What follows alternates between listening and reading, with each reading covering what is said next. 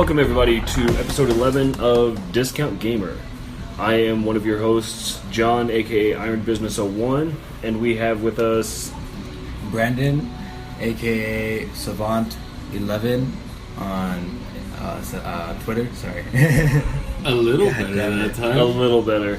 Close, I almost had it. You can catch me at Mr. Perp on Twitter. What's up, guys? How's everybody doing? What's going on? I like how you were like, you can catch me, but you never said your name. Hey, dramatic pause. Right.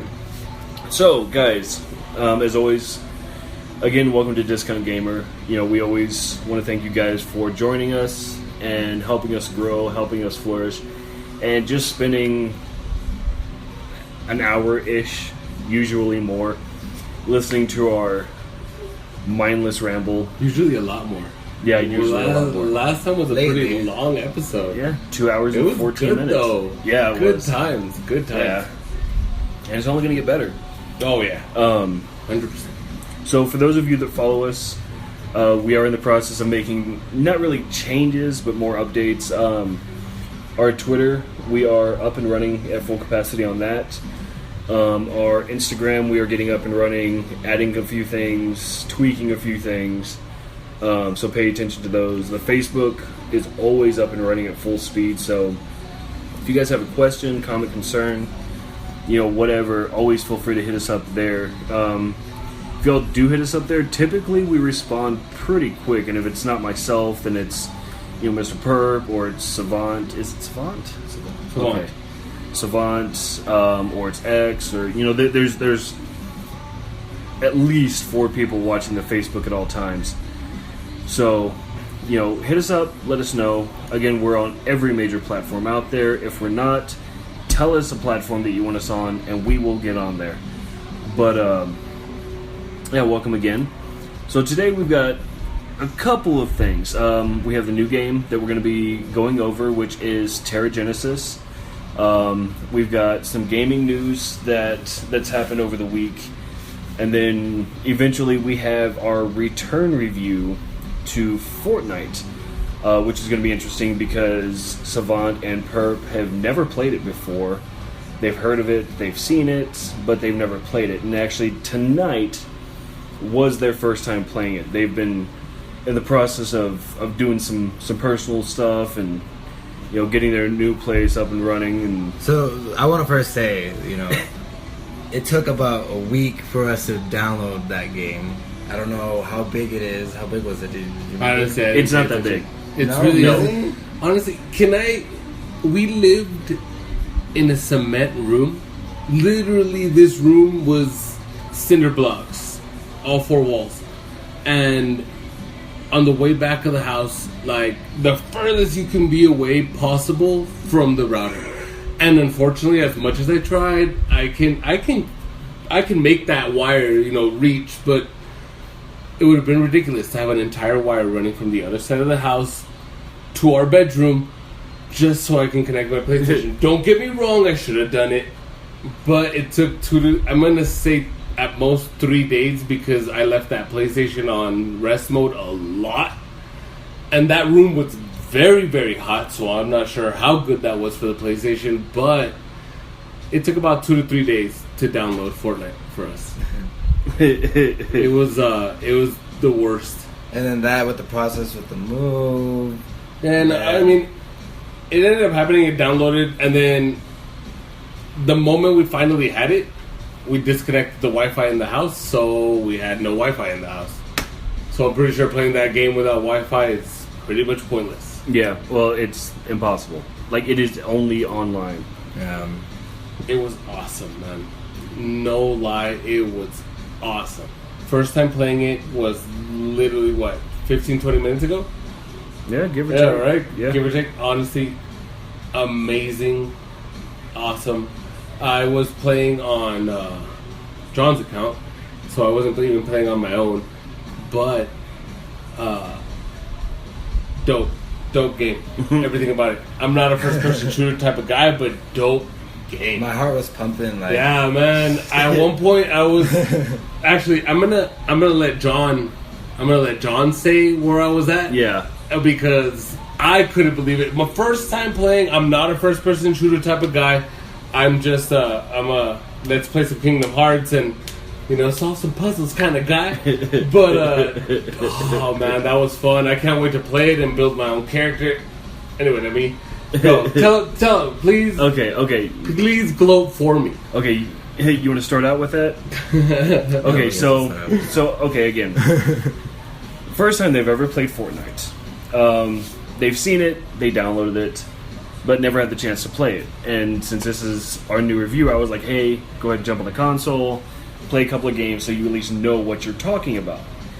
So, Brandon jumped on, and you finished, what, top 25? 20, yeah, top 25. Okay, so top 25. Not bad for a first time. Mm-hmm. Not bad. He actually fell in love with it. As soon as he played it, you're probably going to see him online a lot more, but on his profile, Yes, please. he did really well. He did really well. And then Mr. Perk jumped on, and this guy, who has me full of saltiness right now, first game, first time playing it, finished within the last 3. It was him and 2 other guys left. And with that, he did get a kill with a rare... Legendary weapon. Oh, it was a legendary. It was legendary. Okay, That legendary motherfucker was fucking legendary. 50 cal sniper rifle. How'd you find that shit? He just found it in the chest. Dude, that No, shit was but there. What chest was it? It was Like, just a chest. It was man. a golden one, right? Yeah, it was a gold. Well, Well, they're all fucking gold. No, that one No? was golden. No, all the chests are gold. Are they? Yeah, but what's in it is always random. Oh, really? No, Yeah. that one seemed different because I've Dude, opened I up got a- chests. I But got maybe a didn't open up legendary- a chest because this was like a pirate chest. They were all Oh, pirate chests. No, because I've opened up other things. Well, I mean, Yeah, well, maybe. but no, like there's those chests That scattered one was all over the gold. place. Yeah, well, they all look like that. Yeah, Is that it was because kinda- they're it was always shining, it was gold, nice. something valuable. No, because like- it turned the color. Turned When I opened it, Yeah, the so weapon that came out of there shined gold. Yeah, but what's in those chests is always randomized. Yeah. So even if you go back to the same spot, that chest might not be there because the chests are scattered. It random. seemed like when I was going through it, that I was passing where people I guess had already passed, and there was opened boxes and stuff Yeah. like that. They stay open, right? Because whatever they took Yeah. out, they took out. Yeah. That's the way I assumed with that chest. Yeah, well, even if you open it and you don't take anything, it still remains open. Oh. But yeah, what's in those chests is always completely randomized. So like he got really fucking lucky, especially since he only had 7 rounds of ammo. I finished with 1 round left. Yeah, so he finished Dude, number that gun 3. sounded dope. When Dude, you it was fired sounding like a that gun, fucking cannon. boom! Well, and it doesn't help that I've got my surround sound with the That shit subwoofer was hooked dope. up to my That TV. shit was dope as fuck. And I always keep my bass maxed out on that. It was cool. So it's like when you fired, like that surprised even me. I was like, oh shit, alright. But yeah, so this guy finished number 3 out of 97 players. Congrats. With 1 kill. And The yeah, kill was pretty dope. The dude dropped a bunch of shit trying that to I jump. was not gonna go grab because he was way out in the open. But I Yeah. wanted to grab it. yeah, like My greedy ass wanted to go like, grab it. and it was a solid kill. It wasn't just like a shoot, a miss, a shoot, a miss, a shoot, a miss. Nah. Like I straight, followed him. Bam! Yeah. Boom! That Straight- gun, man. That straight gun. down the sides, Yeah, 1 straight shot, 1 kill, kill. yeah. Like it was epic. It was a good round. I'm gonna go ahead and say that's never gonna happen again. You never know. I mean, yeah, you're right. You never know. But I swear to God, that's not my style of gaming. I've never been a first-person shooter type of guy. I really got into Resident Evil 7, which isn't really that much of a first-person shooter. Like, I mean, yeah, you're right there and you're the dude. Like, you're in his eyes. But It's just not the same. yeah, no, definitely not. Not as this. And then you're out there with people that play this for hours. All yeah. those memes out there, all that shit. Well, you know. plus you have to keep in mind you're playing against handheld players, console players, PC gamers. That's what we should have done. We should have just played it on our phones. Well, you're the Yeah, one that I has it better. completely- Apparently, the Android is the one that has the better app for it. I completely forgot about it. Do they both rock it really well? Yeah, it's all the same app. But that actually brings us up, to a piece of news that I found, which I'm actually really excited for. Granted, I don't have an Android phone anymore, but it's still exciting nonetheless because now it makes me curious as to what it does with iPhones. Apparently, in the new version of Android, Android Pie, they are working with developers for Fortnite, and they've been working with Microsoft.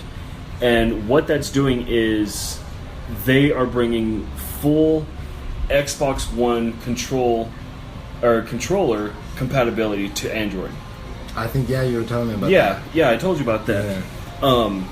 And the reason that's so exciting is for people that play games on their phones, MMOs, ARPGs, JRPGs, stuff like that.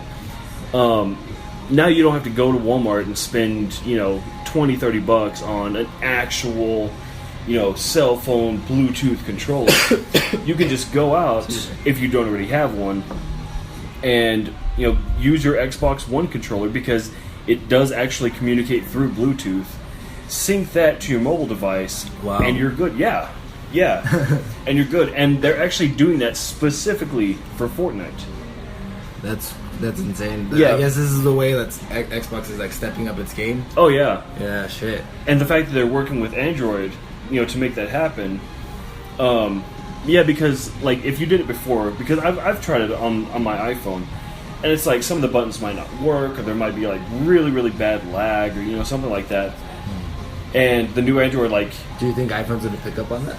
Oh yeah, 100%, easily. Yeah. And it's going to be. You would have to imagine that if they haven't already, the Bluetooth controller would be able to connect to the iPhone too, right? Well, no, it connects. But is the iPhone game compatible to it? We'll see, and that's just I need to try it because when I tried it, this was like 3, 4, 5 updates ago. Mm-hmm. So I don't know about now.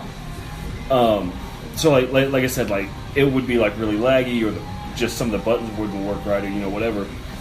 But it's cool because now if I can use my Xbox One controller, on my iPad or my phone and download Fortnite. Phones are like, Android's like let's turn our phones into Switch. Exactly. But like if I could do that. Then while the wife's watching her TV show, I can be sitting here on my phone playing Fortnite with an actual controller. Because I don't know if you've played a game like that on your phone, but it's a pain in the ass. I've never played a game with that. Oh god, it's a fucking nightmare. But to be able to create a device that does that, is that what you're saying? And like there's some really really good Bluetooth controllers out there. Like personally, the Moga is by far my favorite because it feels almost like a PlayStation controller, and it's set up like a PlayStation controller. But in the center, there's this clip that unfolds, and it has a spring in it, so you just open it up and you place your phone right there. So the controller holds your phone. And it's fucking awesome. And it syncs Bluetooth, and since it's right next to your device, it's zero lag. The only bad thing about that controller is it runs on AA batteries. Really? Yeah. But the battery life is really, really long. So, but... You charge them the batteries? Yeah. So, as of right now, I'm going to go ahead and say that Android's killing it because everything I'm seeing is you need a jailbroken iPhone to make it work. That's not surprising. Yeah. I mean, if you... And it's not surprising at all, nah. Of course the iPhone wouldn't be that easy to fucking... But, and then again, I only looked for PS4 controllers. So okay, see, PS4 it can communicate Bluetooth. Yeah, because that's how I use. But it's requiring jailbroken iPhone. Yeah, but that's how I use my PS4 controllers on my PS3. Is through Bluetooth sync. Oh yeah, but it's fucking terrible. Really? Oh yeah, because like I can the connection will never be as good as you need it. Like that. No, because like I can be sitting on in my chair, which is only like 3-4 feet away. And if my controller is not facing my PS3, it's a broken connection. So I have to sit there just right so that my controller can be pointed right at my PS3, for it not to lag. So if I get up and I walk to my desk, it lags if it registers at all. So, but no, I wonder if they've already put it in place for the Xbox controller. Well. Xbox controllers have AA battery too, so that's why I think that's also why they are creating controllers like that too. Well, there's that, but the link between a PS4 and a PS4 controller is actually IR, infrared. So it doesn't sync through Bluetooth. It syncs through IR, which is why, I can walk to the other side of my house and I can still play it like there's nothing. Isn't it the same technology like when you're using a remote for your Exactly. The Xbox One controller and the Xbox One is Bluetooth, but their Bluetooth is, for lack of a better term, magnified, which again is why I can walk across the house and still play it. Is because it's made to have an above average connection. But like if you have another Xbox over here, kind of which one's stronger? You know what I mean? Well, no, because whenever you sync a controller to a console, it does that on a certain channel. So, if I'm surrounded by Xbox Ones, I can be standing right in the middle of them, and it's only going to register on mine because it's only on that specific channel. Which is really smart. And the fact that I see what you mean. Which now, since they're doing that to mobile devices, is really fucking cool. But yeah, so that's their trophies on Fortnite, and we will actually be doing a full re-review on the game later on. I wonder if there's going to be an update from my phone since it's newer for that. Which one are you on? Are you getting Android Pie? Oh, so it's only on Android Pie. That's where they're fixing the issue, because you can do it now, and I don't. I'm pretty sure they're gonna create a little bit of an update for this. Probably, yeah, like just steps. Yeah, but that's what their main focus on right now is that on that phone. Oh yeah, because apparently, in the article, there was a team specifically designed to fix this issue. Mm-hmm. So it's you had all these other teams working on Android Pie, and then this one team, their only job was to fix why Android and the Xbox One controller were not working correctly together. That was their only job, and apparently they did their job. Wow. So really cool, really exciting. Can't wait. Right? But first, we get to talk about our new game. Yes. You want to take that off, Perp? Since you're over there fucking balls deep in it? Honestly, I can't stop playing this game, man. Great game. I'm hoping everybody downloaded it and played it because I have been going hard. What is the game? It's Terra Genesis. Not gonna lie, at the beginning of the game, it does give you a very small choice of planets that you can pick.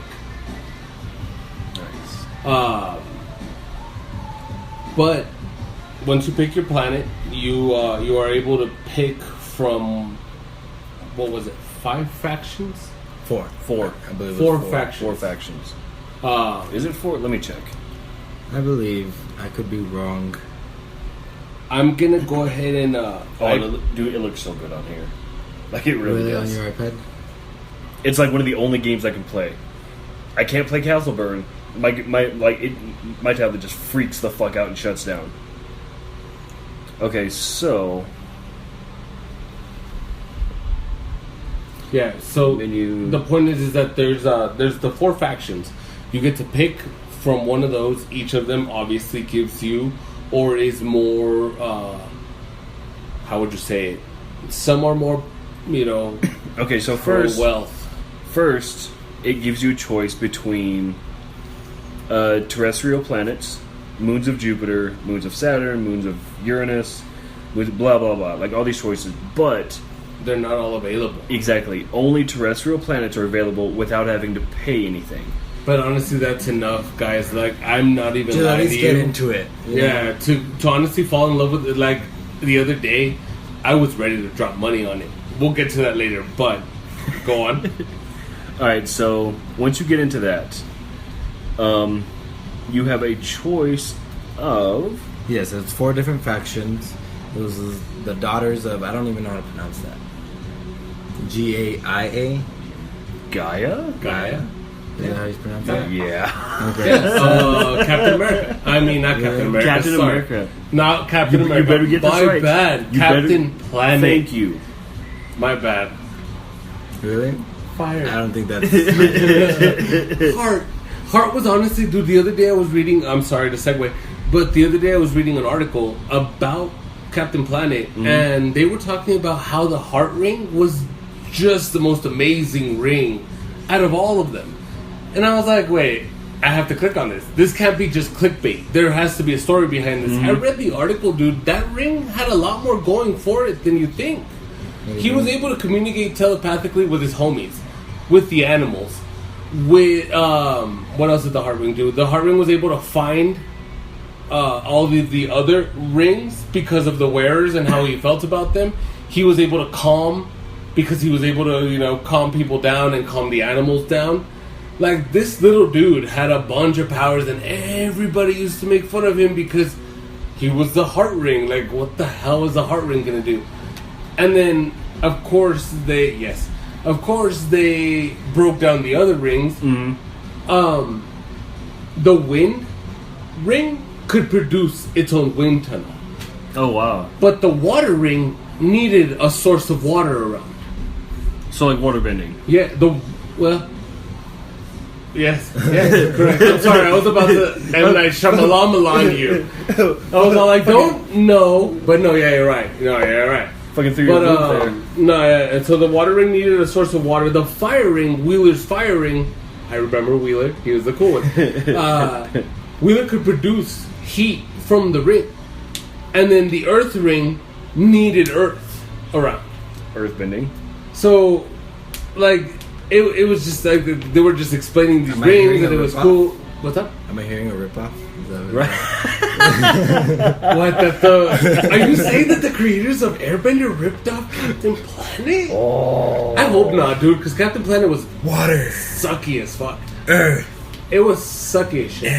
But no, yeah, like they were just talking about the weaknesses and the pros and cons of all the rings. And they were just saying that the heart ring was just super duper badass, and I was like, hey, I never saw any of that. I always saw him heart up to his forehead and the boo. But fun show. Sorry for the segue. That was like way good before my show. time. You know what's funny is actually if you go to YouTube. Are they there? Well, hold on. They have 2 seasons. If you go to YouTube and you search Captain Planet Don Cheadle, that's a thing. And Don Cheadle, oh yeah, Don Cheadle's the guy that played War Machine in the Marvel movies. Oh really? And he is the most insulting, disrespectful, obscene Captain Planet you've ever seen in your life, and it's fucking hilarious. Really? Oh yeah. We'll watch it. Is it live action? Yeah, we'll watch it. We'll check it out. It's fucking hilarious. Damn. But Alright, so back to TerraGenesis. okay, so you only have 3 planets to choose from. You have Mercury, the Moon, and you have Mars. Those are your choices. So Venus and Earth are there, but you have to pay for those. yes. But So you pick one of those, and then you have the choice of 4 factions. The Daughters of Gaia, the Sons of Hephaestus, United Nations Space Administration, God, say that 10 times fast, and the Horizon Corporation. Each of these give you certain bonuses, certain perks, certain things that they specialize in. It doesn't change the way that the gameplay works, but it can definitely impact things from time to time. So you pick that, and you get your planet, a raw planet, as we know it in our solar system. And your object is to make said planet able to maintain life. So basically, like, you have to turn the moon, which is what I chose, into another Earth. I think you did what, Mars? I did Mercury. Mercury. and I did Mars. Mars. Okay, so we each did one of them. Mm-hmm. And it's a fucking pain in the dick. It really is. Yeah. But as we found out, there's like infinite numbers of ways that you can do this. So for instance, I am very methodical. I research everything. I took this game so far that I actually looked up a topographical map of the moon on NASA's website so that I could decide, okay, this is the high point. I need to place my city here, or my mining operation here, so that if it does flood and this thing decides to go, Noah's Ark, my shit is okay. Perp not so much. So I didn't decide to look any of this up, and when you first start the game and you pick your planet, you obviously you land on a colony. You pick a colony and you name the colony, and I named mine Highlander, honestly because I downloaded the game while I was in the car and I was driving. I wasn't driving. Brian was driving. Thank you for clarifying. And don't drink, drive, and don't text and drive. Don't play games and drive. All that. Anyway. So he was driving, I was in the car, and we were going, and we were at a stoplight, and I was given the option to name this colony, and I looked up, and there was a Highlander in front of me, so I named it Highlander. He wasn't so high. I literally named he it wasn't high enough. Highlander. DER. Anyway, I built on that bullshit. I've been obsessed with this game to the point where, like, Highlander almost had 100,000 people in it. It was housing most of my big, I guess, buildings that control the planet's temperature and its pressure and everything. Like, Highlander had it all. It was a thriving colony. Was. And yeah, And I hope you then saw it where I evolved. said was. And then it evolved. Because my tides, my oceans started rising Global warming. to ridiculous levels, and all of Highlander sank. Highlander. All 100,000 people, except I think it told me 7,000 were the only survivors. They moved to my second colony, Ledham, and Let him? motel backwards. We were staying at a motel, and I just spelled it backwards. Anyway, Wow. um, That's Pokemon mentality right there. Fucking Ekans. 7,000 people survived from Highlander. Everything was destroyed. All of my companies, everything that was giving me revenue, all the bullshit just under the ocean. I have my own Atlantis on my Mercury now. Highlander has evolved to Atlantis. Yeah, dude. It was the worst, dude. I logged in and I was like, no, you didn't. That's 100,000 people that just died. And then billions of dollars. Yeah, dude. Everything that put into it. Billions of dollars in game currency, not real currency. Yeah, no, but it made me a lot of money, man. I was very angry. I didn't know shit like that occurred, but I looked at the map, like I expanded my map, and yeah, fuck yeah, the oceans were coming towards the middle. I'm kind of scared because I built my first city. By the way, it's Red City. And it's inside a crater. Oh, you're fucked.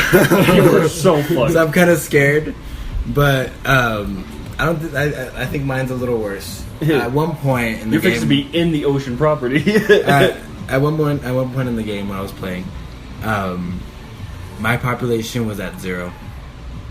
Dude, can we talk about that for a minute? So this is, I've dealt with this situation twice. Again, I'm obsessed with this game, brah. So, I've dealt with this situation twice. Our buddy Blue, he's been on the podcast before, Raspy Voice. That's actually what we called him. That's actually what we did. Yeah. So, Raspy Voice and my friend over here, my boyfriend over here, they both lost everything. Their populations went down to 0. Their habitats were deserted. Their mines weren't making money. Blue, unfortunately, had to restart the entire game. There was no way for him to, like, gain money because he wasn't making money, so he couldn't build anything. So he had to restart from scratch. He, however, was lucky enough to already have some kind of colony, so the colony has revenue. So I just boosted the revenue of the colony. He started making money, and I was like, dude, build mines, make money. And I started showing him how I was doing it. And then John over here showed us how he was doing it. And now I'm doing amazing. I don't know how Brand's doing over there. Well, I'm doing amazing as well. Definitely increasing my population. Right now, my focus is on oxygen. I need to increase that, but man, damn, does it take time? A little bit.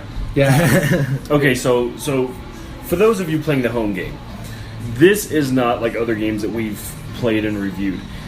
This is one of those games that takes time.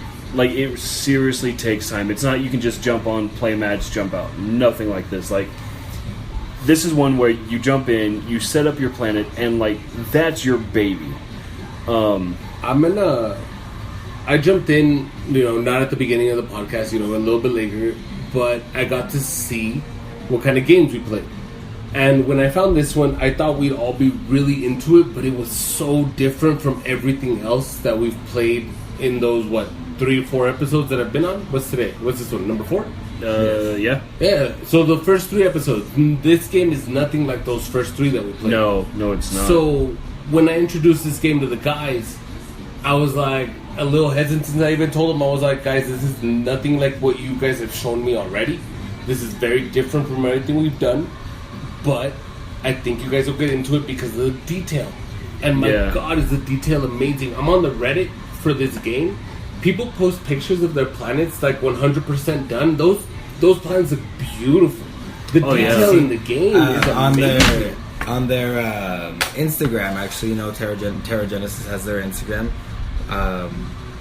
And we'll go ahead and put it in the hashtags when we post the video. Definitely. But man, you can see it from the beginning to middle, and then the end. Man, those pictures are amazing. Oh yeah, man. Yeah, like seeing the planet they started with, and then seeing it fully flourished and populate. Dude, it's fucking cool. It looks so green, and like the detail in this game. So I'm pretty sure my buddies haven't gotten here yet, but I've already built a spaceport. And when you get to the satellites, you gain access to the coolest shit. You get to build a space elevator. You get to build a machine that will regulate the temperature for you automatically. I'm not gonna fully spoiler alert the entire game for you guys, but there's so much more in that satellites page.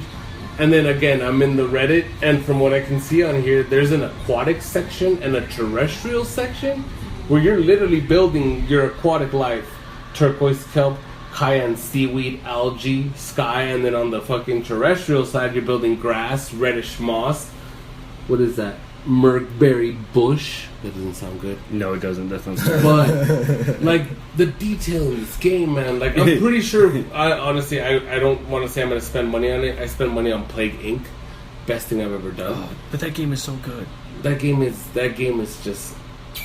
Indeed. But this game is getting very hella close to taking money out of my wallet. Because I love my Mercury planet, but apparently you get to house multiple planets when you buy the game.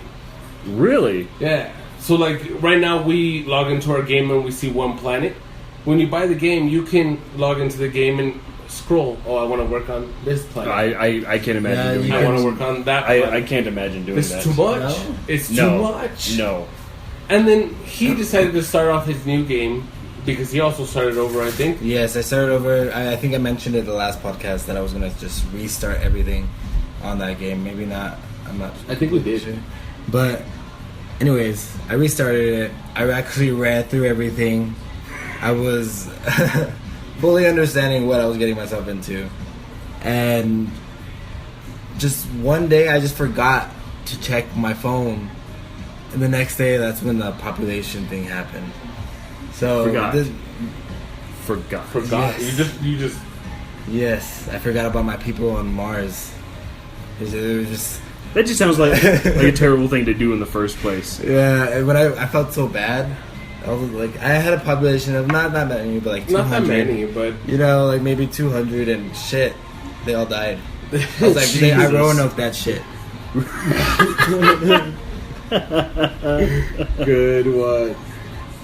Good one. Yeah, so guys, if you haven't played it already and you are going to pick it up, definitely keep in mind that this is not something that's just pick up, play it, and go.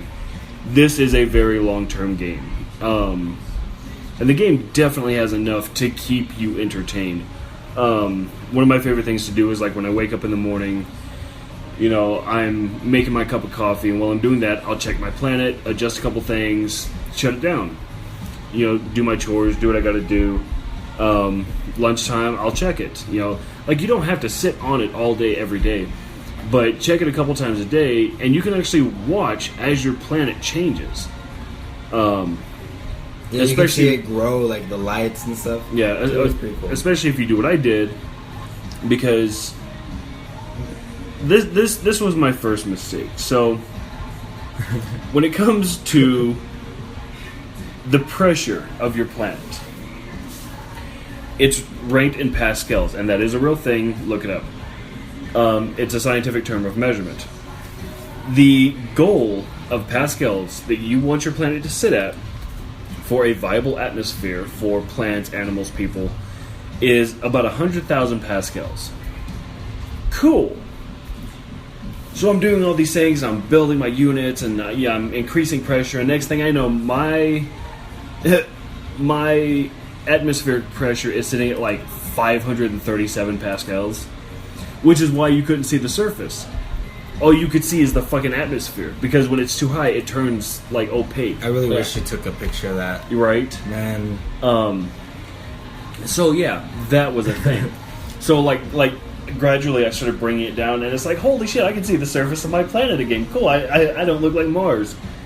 But yeah, there's so much you can do on this thing. I love this game. Mm-hmm. I absolutely love this game. Yeah, and if you're someone like me who's like majoring in physics or math or something like that, this is a game that really gets you into research.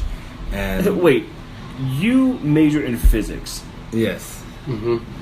How? 100%. How did you fuck up your planet? I didn't fuck it up. It was still you restarted.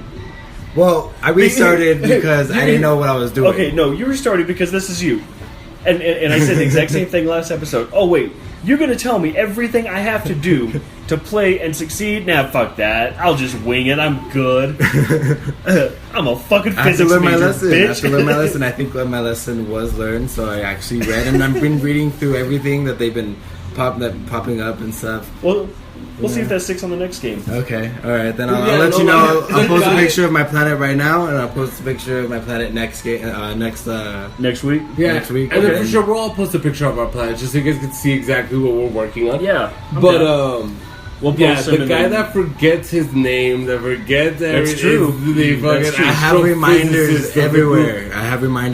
How many episodes did it take for him to learn his gamer tag? I honestly, I still don't have it as a reminder, that's why. 4 episodes. 4 episodes, and this I need to have it as not a reminder. remembered. There's a post-it on the desk that you guys can't see. Right? I'm just going to take some fucking masking tape, and I'm going to write your gamer tag. Here, this is where you sit. We can post it to my forehead so I don't remember that shit. Right?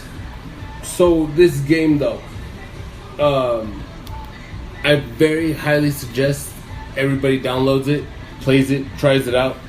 If you're very into attention to detail, beauty of a game, because that sky, honestly, at one point you're able to click on the upper, right-hand corner, and it'll show you your planet, that beautiful sphere. The planet is a sphere. Oh yeah. Yes, Full that 3D, rotates. It's full 3D mapping. No, I would like to tell everybody out there, Earth is a sphere. It's round. Yeah. It's a round planet. You want to see something cool? Okay, so you have your planet pulled up. Yeah. Okay? On the lower right-hand side, there's a little icon of a finger with a circle around it. Finger. Press that. Oh, okay, yeah. Now spin that bitch you like a disco can finger the ball. planet. Yeah, you can definitely finger the planet. I've been doing that. You've been fingering your I've been fingering my planet. I don't know if I'd say it like that, but alright. Thank God we're marked as explicit. It's fun times. But, yeah, no lie. Like, you're able to see what you're building, and it's cool because you start off with a barren, naked-ass planet, and you get to watch the atmosphere build around it. You get to see the clouds. Yeah, you get to finger it. But you get to watch the clouds, like, build around it. Earlier, I swear to God, when everything was sinking and the world was ending for me, there's another option where you can open it up like a map. So you can see it, open, You know how the people think it's a flat Earth? Yeah. Yeah, like that, but it's not flat. It's just a map opened up. The waters were coming in from both sides, man. Like, poor Highlander. You know what? Poor Highlanders. Highlanderites. Highlanderites. Highlandites? The Highlandites? The Haagen-Dazs? Ooh. No, the coolest thing did happen earlier. Went outside, smoked a cigarette, and I was like, I'll check my planet. On my atmosphere, because you know how you can see like clouds form and stuff. There was a storm in my cloud You can system. see that shit? no. Yeah. And you can see the lightning. Because, like I said, on mine, I don't focus on population. I focus on plant life, aquatic life, atmospheric pressure. You know, all the scientific stuff that your planet needs to thrive. Yes, of course. But yeah, like you could see like it looked like a hurricane formation Yeah. in the clouds. Oh, dude, that was so fucking cool. It's scary. The game is awesome, and honestly, like playing the game on a computer, because you can play it on a computer, you can play it on your phone, you can play it on an iPad. It's on all of them. Yeah, It's amazing looking. it like really we were is. talking about earlier. This game, if they were to put it on a console, I would take care of my baby boy planet on my PlayStation. Dude, Yeah. if it was on the PlayStation, like Plague Inc., I would drop 15 on this hands down. All day, man. And have it all would of look- the, imagine have all of the it planets? on Yeah. a big ass screen, that beautiful planet just spinning around like. Oh, yeah. Is it available? Have you looked this No, up? it's you not. looked at them? Not that big yet. Not on the PlayStation. I was reading Is up. it? I mean, I didn't really check, but I doubt it. It's a dope game, but you really think Sony picked it up? They picked up Plague Inc. I mean, yeah, they did. But Plague This one's Inc. pretty big. This one's a pretty big game. Plague Inc. is on another level. Going back to the graphics of the game, right? I was reading up on the FAQs on their website, and I was wondering, you know, if we're actually going to be able to see the cities growing in our what's it called? In our planets. On our planet, yes. And you know, unfortunately, the developers said that they would love that and would actually, you know, enjoy that, but it's so much work. It's so much work, and not like it's very hard to do. Like to create the detail of the city. Yes, and I was thinking earlier, you know, I played this game for the VR called Dino Frontier. It was a demo, and I would have loved to see and build my city just like how you build your city in that game, because you can actually physically be on the ground. You're physically on the ground, and you're actually having your population, your people, fix things for you, and you help them out. You build stuff, and then if you were able to zoom out on that and just see your world like spin, That'd be fucking cool. Yeah, That really would. Who made the game? I think the developers, their Edgeworks websites. Entertainment? Yes, yeah. That's I guess the sponsors or No, the creators of the game. Yeah. Yeah, the developers and the publishers. They have their own Instagram again. Like we'll tag that in, and I'm not actually fully sure what their names are. It's Edgeworks Entertainment. Well, that's the The developers of the the game. company. Yeah, they have several games. I'm definitely down to check out their other games, but they do have other games. yes. Like what? Characterize, Espionage, Genesis, Savage Worlds, Live Sheet. I haven't tried them out, so I wouldn't know. I think either that or they're in the process of making these games. But that's some of the apps that they have up. Apparently, they're all about world domination, global intelligence. Espionage looks pretty dope. Global intelligence and spy organizations. Oh, I feel like I'd play that. something Yeah, like yeah. Plague Inc. You know, I think that's what these ones Yeah. are like aiming towards. They have a game called Genesis, story generators for writers, designers, and creators of all types. This is pretty cool. That They're might be interesting. Into developing the mind. a one-step tool for creating, customizing maps of alien worlds. That's badass. Yeah, these dudes seem pretty dope. These dudes seem pretty awesome. They started in 2013. That's what I'm reading. Really? Yeah, they're fairly new, but within And 5 honestly, years they've done so much. Terra Genesis has been one of their more popular games. We figure in 15 years they've made something as impressive as Terra Genesis. Mm-hmm. Like, that really makes me wonder, their other games. They look like pretty cool people. Terra Genesis is definitely on top though, so They're, yeah. They're about on their Edgeworks Entertainment website. They look like a pretty cool gang of people that created this. Yeah? Yeah. Go check them out. I would highly suggest them. I'm gonna Follow check out their them. other games definitely. Good job. Good awesome game, guys. So wait, it's TERRA or TERA? It is TERRA. Guys, there's a game called Terra Genesis 6.0, and you get to have dinosaurs. What? What, man? Hold on, let's go back to that real quick. Where is that? And this is on PlayStation? This is on... Hold on, I'm just clicking on it. Happy anniversary, Edgeworks. Big announcement. Hi, hello. Today's the anniversary of the founding of Edgeworks Entertainment. To celebrate, we have loads of good news for you. Dinosaurs, man. Dinosaurs. It's Terra coming. Genesis 5.0 Historical Earths coming It's already soon. here. It's already there. It's already there? It was said it's supposed to launch May 1st of 2018. Dude, they're taking these games. Oh, look, there's one called World Killers. What?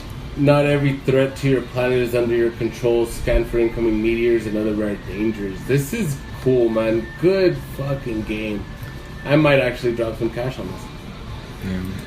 But, yeah, so it's TerraGenesis. I'm telling you, this game Okay, goes yeah. deep. Yeah, it's not on the PSN. No? No. They need to pick it up. Man, they need to pick it up. I would totally play this on console. Yep, 100%. And especially with the music. Oh, the music is so good. Yeah. Like, no joke. There's been times I've plugged my phone into my surround sound and just listened to the music. Really? Oh, yeah. It's a good game. It's a good game, good music, good graphics. Amazing graphics. And honestly, like, the free version is not like, it's not, what is it, contained at all. They show you everything, all the possibilities. I'm not exactly sure how far it's going to go, because I've only gotten so far, but honestly, from what I can see, this thing goes crazy. Yeah. You know, probably one of the most impressive things for me, no pay windows. Oh, You have right? to click. You have to click on them. Yeah, like you specifically have to click on something. Yeah, and you're like, shit. For a Should I pay drop window. $1 on that shit? And even then, It goes up to the- $100, dude. Most of the time, when they want to show you an ad, they're gonna give you something for it, and Oh, yeah. usually it's the revenue boost. Yeah. So like right now, I think I don't have know. a revenue Lately boost. though, the GP, dude, I've been getting like chunks of GP. Yeah, right now Um, it's 10. I've gotten one for 10. I've gotten one for 32. Mhm. I've gotten one for 26. Yeah, Like- I've gotten. I think I have up to 12 hours boost for both. God damn. Yeah, dude, because I'll let the videos play, dude. I don't Yeah. care. I'll just let those videos. You have to play wait all 40 day minutes long. for your freaking and it's fine. It's mind to build, right? fine. Yeah, Might And as they're, well. they're really not even that long either. nah. At most, like, what is it? 4 hours? No, I mean the videos. Oh, the videos. Yeah, no. Wait time though. 30 Yeah, seconds. wait time at most. You're looking like about 4 hours. Well, depending on what kind of setting you get. True. For me, being a noob, to all this kind of stuff, I had to pick the beginner. So it definitely runs a lot faster. So I'm constantly having to check it in order to make sure that everything is Where it increasing the should be. revenue, yes, increasing oxygen, Yeah. all that kind of stuff. So if you're beginning, I definitely tried working on that. Play it for a week, see if you like it. And it literally will not cost you anything. Literally. Yeah. There's some stuff that the beginners can't access. For example, the biosphere. I don't think that I can access that. The biosphere or the satellites. I think I might be able to access the satellite. Not in beginner mode. No? No, because whenever, like, my first game was in beginner, and then whenever I restarted, I did normal, and, like, that's when you start getting access to more tools and stuff like that, so. And like Perp said, like, some of those tools are fucking handy. Like, one of the satellites, yeah, like, it regulates everything for you, so you can just focus on, like, aquatic life, plant life, population, because then you don't have to worry about your global pressure, or your heat, or your O2, because the game does it for you at a certain point. That's So so cool. it's fucking. But you have to cool. get to that point. Yeah. So, moment of truth, rating time. What do you think, Bert? Oh, yeah. You guys don't even know. You guys don't know. I'm Yeah, sure you guys I'm know. pretty already. sure. Oh yeah, I'm giving it a 10. Yeah, 100% 10. 100% 10. 100% 10. Mario heads. We do Mario heads? Nah, nah, just kidding. But yeah, no, a 10 all around. It's a great game. It's very fun. It is going to take up a lot of your time, and you might not eat. You might ignore your wife and your kids. But you will have a great looking planet. Yeah, the planet will look beautiful. Post your pictures. If you guys do this game, send us your pictures. We'll put them on our Instagram. Oh, hell yeah. We'll share them. Yeah, hell yeah. This game was really cool. Show us how your planets are doing and all that. It's a dope game. Yeah. 10. As a matter of fact, anybody that posts on our Facebook page, we'll post it up on our Instagram. Yep, and we will give you a shout out next week. Yeah, definitely. So, what about you, Degrassi or DeGray or Degrassi. whatever you're going by now? Yeah, DeGrasse Tyson. No, I wish, no. But fucking, I rated a 9 mainly because, you know, it does take a little bit of time away. I like a game that I can just go in real quick and, you know, figure out what I need to do and then come back out. But this one does, you need to research all of your, what is that? Everything. Yeah, everything. You need to go through your oxygen, your fucking pressure, your temperature. You need to do all that kind of stuff, which takes a little bit of time away from my day. Someone that was really, really, really busy, but I definitely loved this, like how real it felt. You know, being someone who wants to go into research, this is something that you definitely want to probably get into. I don't know. I can see like 10 years and into his career. So, what have you accomplished? Well, I've built a planet and made it completely habitable. You know who I felt like? The dad from the Guardians of the Galaxy 2. Dude. I felt like that guy. What's his name? Wait, Kurt Russell. Dick Kurt Dad? Russell. Yeah, the Dick Dad. Fuck him. Yeah. Kurt Russell, fucking. It's all about Hondu. What's his name? Yondu. Not Hondu. He's not a car. Yondu. What's his name though? And what's his actual? Did you say Honda? Fucking asshole. Honda Corp. Vroom. Star-Lord's Vroom father. vroom. I don't know. Star-Lord's dad. Yeah.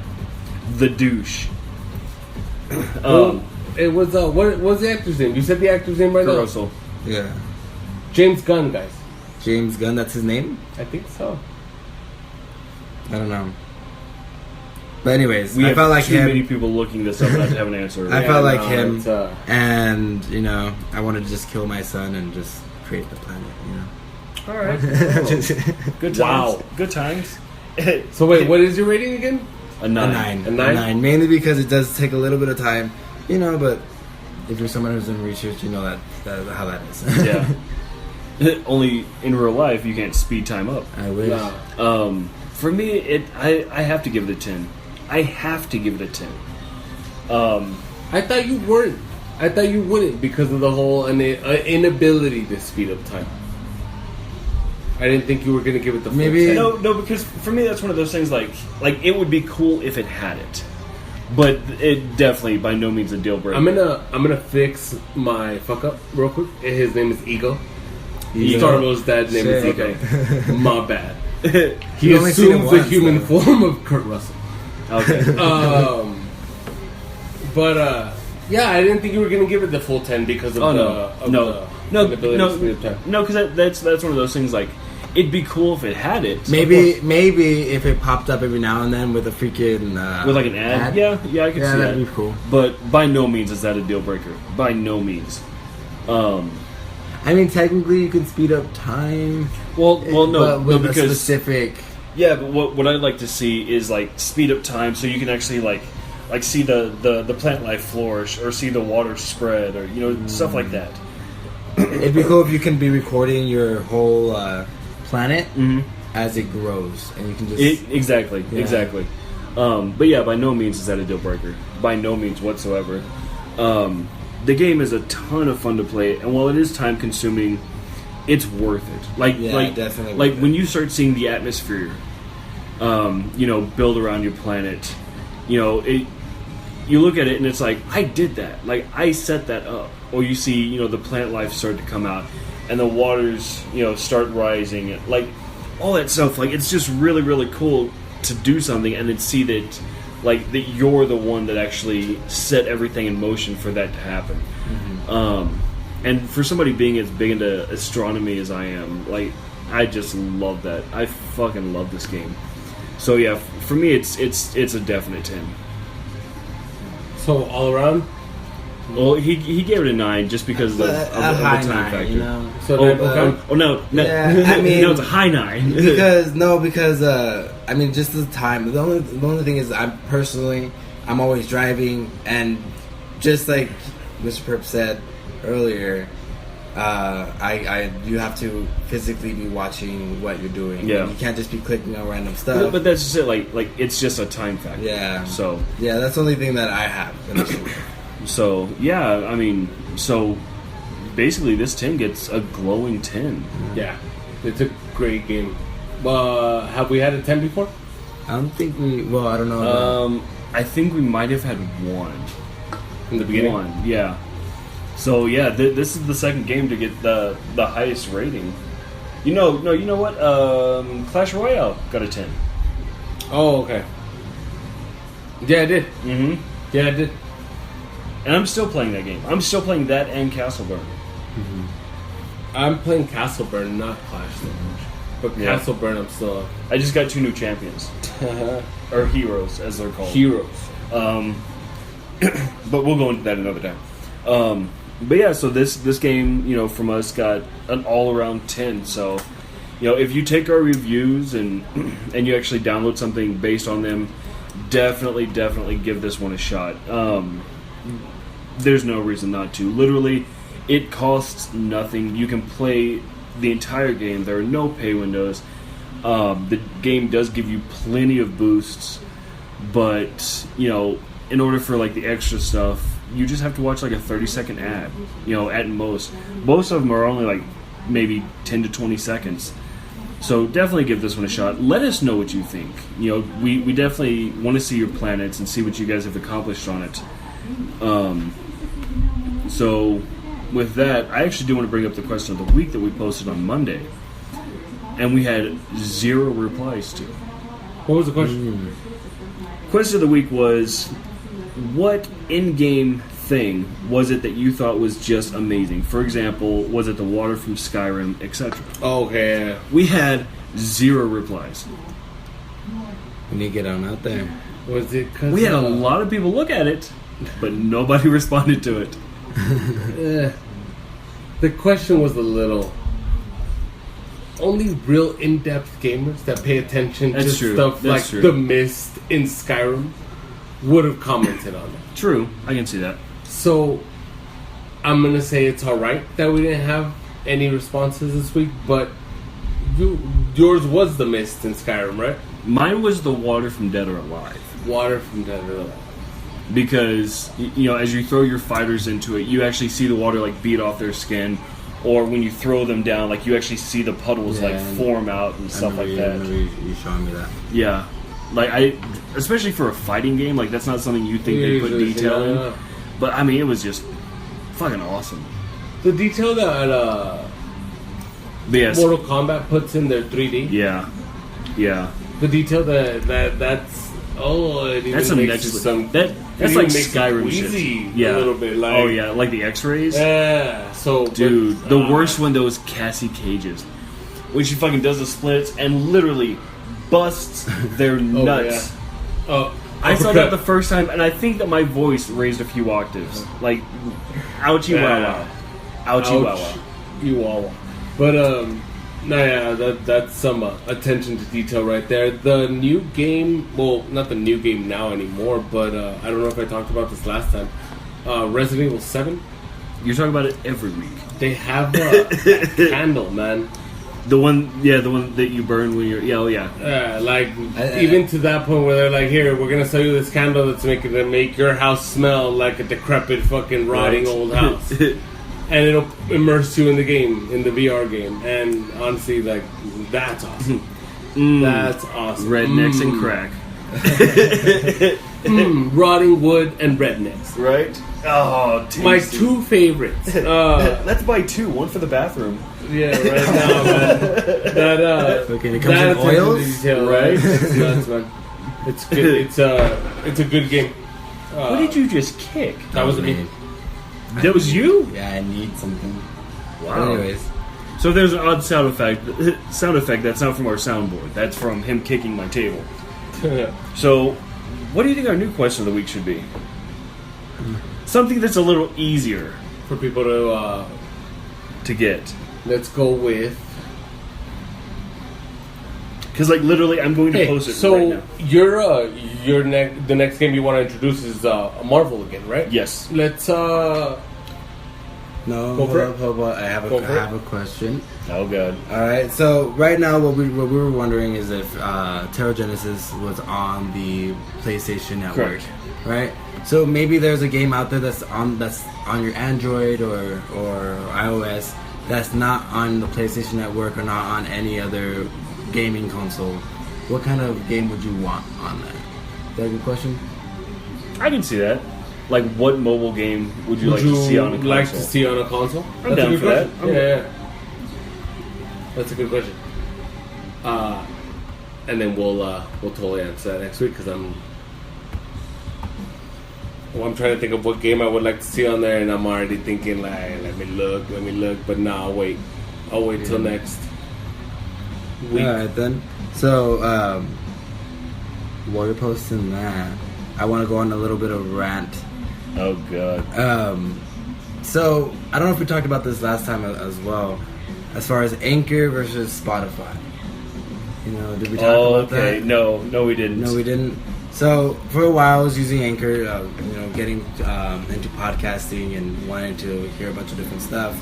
I started out with Anchor, and now Anchor was rated really well on the App Store, I believe. And we're not going to hate on Anchor because Anchor is actually pretty awesome when it comes to starting a podcast. Yeah. Yeah, and actually, with that, a big shout out to Anchor. If you guys want to start a podcast of your own, I am one of those guys that researches everything, absolutely everything. And I looked at RSS feeds, I looked at hosting websites, I looked at all kinds of stuff. And literally, for my podcast to get hosted and shared, I was looking at an average of $30 to $75 a month with everything. And I had already used Anchor before I started using the iPhone podcast app. And I remember, the ads like, oh, you start your own podcast and stuff. So I started looking into that. And guys, if you want to start your own podcast, do it with Anchor. There are other steps that I personally take to make things easier. If you are interested in that, hit us up on our Facebook, our Messenger, Twitter, Instagram, any of those. whatever. And I will be more than happy to tell you the process that we use for our current recording, and editing and blah, blah, blah. Yeah, But- because we're planning to very soon hopefully upgrade. Yeah, big upgrade. But not only will Anchor host your podcast, but they will help you share it to the other platforms like Spotify and iTunes. But they also give you, you can do it daily, weekly, monthly statistics. So like at any time, I can log on to our account and find out how many people have listened to the show. What episode do people like the best? All the way down to what platforms are people listening on. Do they use iOS? Do they use Spotify? Do they use Anchor, Google Assistant, so on and so forth? So, guys, if you guys want to start a podcast, definitely give Anchor some love. Like we are.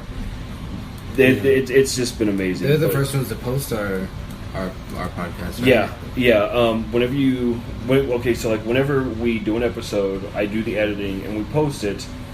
It takes about an hour to go live on all platforms. But for Anchor, as soon as we post it, it's live through Anchor. That's awesome. Yeah, and then like I said, it takes an average of an hour to 2 hours to go live on all other platforms. Because they have to load it to their servers and then they have to make it live. So Yeah, so, I mean, the only thing that I really don't like that Anchor does is when I start the podcast that we want to listen to, I have to totally restart that podcast. And I can't pick up where I left off, and for some reason I haven't been able to figure that out. And, I've been forced to kind of use another platform of listening just because I can't access that. I'm the person that's on the go and needs to listen to where I left off. And then the only way to fast forward would be to, jump 10 seconds ahead, jump 20 seconds ahead, and that's how I fast forward. There's no, bar that you press and you listen to. So, what are you using now? Right now I'm using Spotify. Fortunately we've been lucky enough to be presented on Spotify. Mm-hmm. And yeah, Spotify just runs it really, really well. I can actually access it. How's the volume on Spotify? Volume's pretty good. Yeah, we sound good. Yeah. I have to turn it up just a little bit, but still, considering what we're using. That's typically what I listen to it on. I have an iPhone, so I use the podcast app for everything. Yeah. And I'm on the podcast app way more than I'm on Spotify sometimes. Yeah. Yeah. Well, it's like how we have music playing in the background. I can put our podcast on right now. So we're going to listen to our podcast while we record. That's right, buddy, because we're that fucking awesome. We're that hilarious. Conceited much? Cut to a clip of an old podcast. No, but even having the free version of Spotify, you can actually scroll through your whole podcast and actually figure out where you want to be. Yeah. So that's really, really awesome. I can pause it, I can play it, and just have access to it. Yeah. Or definitely a lot more ease of access. Oh yeah. Definitely. So was that your rant? Yes, that was my rant. Okay. Ranting it up. So what else we got? Let's see. So some of these notes. Indeed. So let's see. So one of my favorite shows in the entire world, and honestly, I'm pretty sure it's very well known by everybody that I know. What I'm about to bring up, Game of Thrones. Gay. Not really. I'm a Vikings fan myself. So Game of Thrones is about to come back. What is it? I think it's 4/19/19. I don't know. No, I think I know it. I think it is 4/19/19. I think it's 4/19/16. It is. Definitely. 16? No, yeah, Really? 16. 16. I think my okay, dyslexia ladies and is gentlemen, one of my fucking hosts just said that the game is coming back on 4/19/16. I'm traveling back in time. 4/19 of 2000. I'm traveling back in time right now. No, sir. 4/19. So it's gonna come out 4/19/16. Shit. That's a Jesus. Point is a great show. Great show. Have we all seen it? No. You haven't seen any of it? No. Do you plan on it? You need to. See that? What's stopping you? Okay. Everybody was like, "Oh, you need to watch Game of Thrones. Oh, you need to watch it." Yes, of course. So I sat down and I watched the first 2 episodes, and just nothing hooked me. No? Nothing hooked me. Not even the incest? beheading? Hell no, not the incest. Like that. It's not that shit Okay, about Maui. okay. Maui. There is almost. Brand saw it close up. There's almost more fan service than most animes you'll watch out there, and that is terrifying. The little boy getting pushed out the window? I laughed hysterically at that. I'm not gonna lie. No, I mean because it's ridiculous. Yeah. Should have been climbing. Do you know what's about to happen? Like, do you know? I have Did no you clue. read about it? At least Nothing. Nothing. And you seriously, like, you don't want to know what's up? The little boy lives. Like, if you want to know, like, the little boy lives. He's, like it's at the point. I think he's the third most important character in the entire Of fucking course show. he is. Well, yeah. The kid that gets pushed out a window is one of the third. most important characters. He's, The important characters you think in the first season aren't the important characters at all. yeah, I know, man. No. Like, Okay, honestly, here's the thing. okay, go. You guys are constantly talking about it. I've worked with people that are constantly talking about it. So one of these days, relatively soon, I'm going to sit down and You have the first season on DVD. We'll lend you that shit. it's on Netflix. It's Calm on your Netflix. tits. No, Hulu. It's on Hulu. Well, Hulu through HBO. HBO through Hulu if you need to. No, like it's on Hulu. Really? Yeah. Oh, shit. Hulu houses Game of Thrones? Holy shit. So like I will sit down and I will watch this because I'm tired of people fucking saying. Have you heard need to about the watch Red Wedding? No. No? Oh, man. Snaps. Shut up. Oh, snap. Like- Nah, dude. No, Oh, no lie, snap, no lie, that's dude. what I When you meant. Oh, get snap. and you really know nothing. You're a fresh bird. I know no all spoilers. I know all about Jack and shit of this show. Okay. Okay. So at Other one than the point- fact- are other- you honestly shocked by television? Like, if something were to happen in front of you, would it honestly, like, If it's a maze. Oh. If it Sometimes, yeah. like, If the show is good enough, yes. Breaking Bad? I never watched that. Like it was a great show. It was an amazing show. Don't get me wrong. But for me, there weren't any scenes that was like, oh, like nothing like that. Okay, so then I Like need the to little watch. cat hold on, from hold on, fucking which is funny. Puss in Boots. Yeah, exactly. Which is funny because I've watched anime, like the new Voltron anime on what is it, Netflix. Like there were scenes in that I was like, holy fuck balls! Like shit is real. Shit is real. Like I was That's looking, how it gets. like I was looking through my phone for people to call, knowing That's that how they it would gets. have no idea what I was talking about, but just to call and be like, it is on, and then hang up on them. Like how it like it's that good. Real quick, you do need the HBO add-on to watch Game of Thrones on Hulu. If you get it. watch Point it. is, yeah. So I need you to watch it, and I need you to get to the Red Wedding. And when you get to the Red Wedding, that episode won awards for being the most jaw-dropping episode in television history. Really? Yeah. And then Okay, what about see- the purple? Is it the purple wedding? The Purple Wedding was second, but the Purple Wedding, it was that just shit more. was That one intense. was very much fan service. It was delicious. I wanted See, that shit to see, happen. oh, I needed okay. that shit to happen. Okay, here's the thing with me, and I'm probably like the only guy that ever thinks like this. I am not a fan of fan service. Like I think in some You're things, gonna hate. You're Exactly. gonna hate. Like, honestly, it's ridiculous for me to tell you this, but I don't know if you've ever hated a character in a TV show so much, but you're gonna hate someone with your entire soul. wow. This You just this love- character, and I'm not gonna say male, female, nothing. This character in this show, and you will get your fan service for it, you will despise. The creators and the writer of the book wants this actor or actress. Actor would be the plural, would be the Yeah. asexual, right? Once they got the role, they were told, congratulations, first of all. You are about to be the most hated person Is in it Jason the world. Momoa? Jason Momoa is completely, oh my god. Who's Jason Momoa? Aquaman. Aquaman. Aquaman. Oh no. No. Yeah, they straight up told him, you are about to be the most hated person in the world. You mean Khal Drogo? But congratulations. Swear, dude. And you will get it in the Purple Wedding. When you get to the Purple Wedding, you'll understand why it's called the Purple Wedding and why it was so satisfyingly great. But the Red Wedding, dude, But it honestly, ends. it ends in a bad note. But the Red Wedding is the one that was just like, it got everybody. When I was introduced to the show, the Red Wedding had already happened because I didn't come in at the beginning. I was already a few seasons deep. But they told me, they're like, when you get to that episode, and you'll know what we mean by that episode, come talk to me. People would be like, I don't want to know what you think about it now. You'll get to that episode. And it's the Red Wedding. But It's- see that's what I'm saying though. Like there are certain animes. Like I've read the books, love the books. The mangas.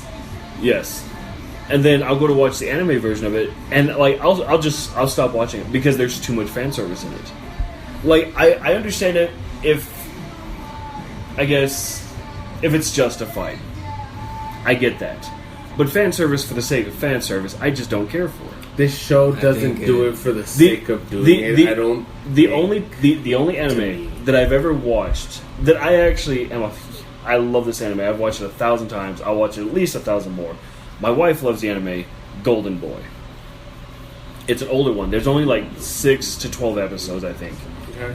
Each episode, I want to say, is like 45 minutes to an hour, and it is the funniest, most ridiculous shit you'll ever see in your absolute life. And it is so fucking funny. It's about this kid named Kitaro. He's gone to college. He's had all these jobs. but he walked out on college because he didn't do it to graduate. He did it for the knowledge. So he travels around the country on his bicycle. What is it, like the Miyazuki 10 or some shit like that? Yes.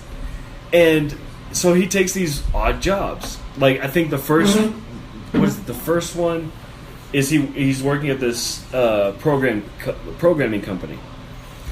And it's like, there's always a female in there, which is like the sex object. And he always gets caught doing something completely perverted, and it's always taken the most ridiculous way, and it is just funny. Yeah. Like, it is just genuinely funny. Me and my wife both love that one.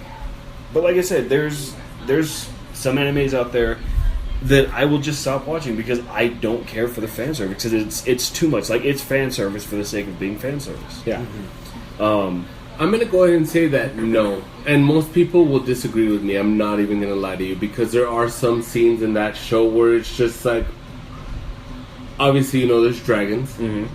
There are some scenes that are clearly just, let me show you how awesome we can make these dragons look.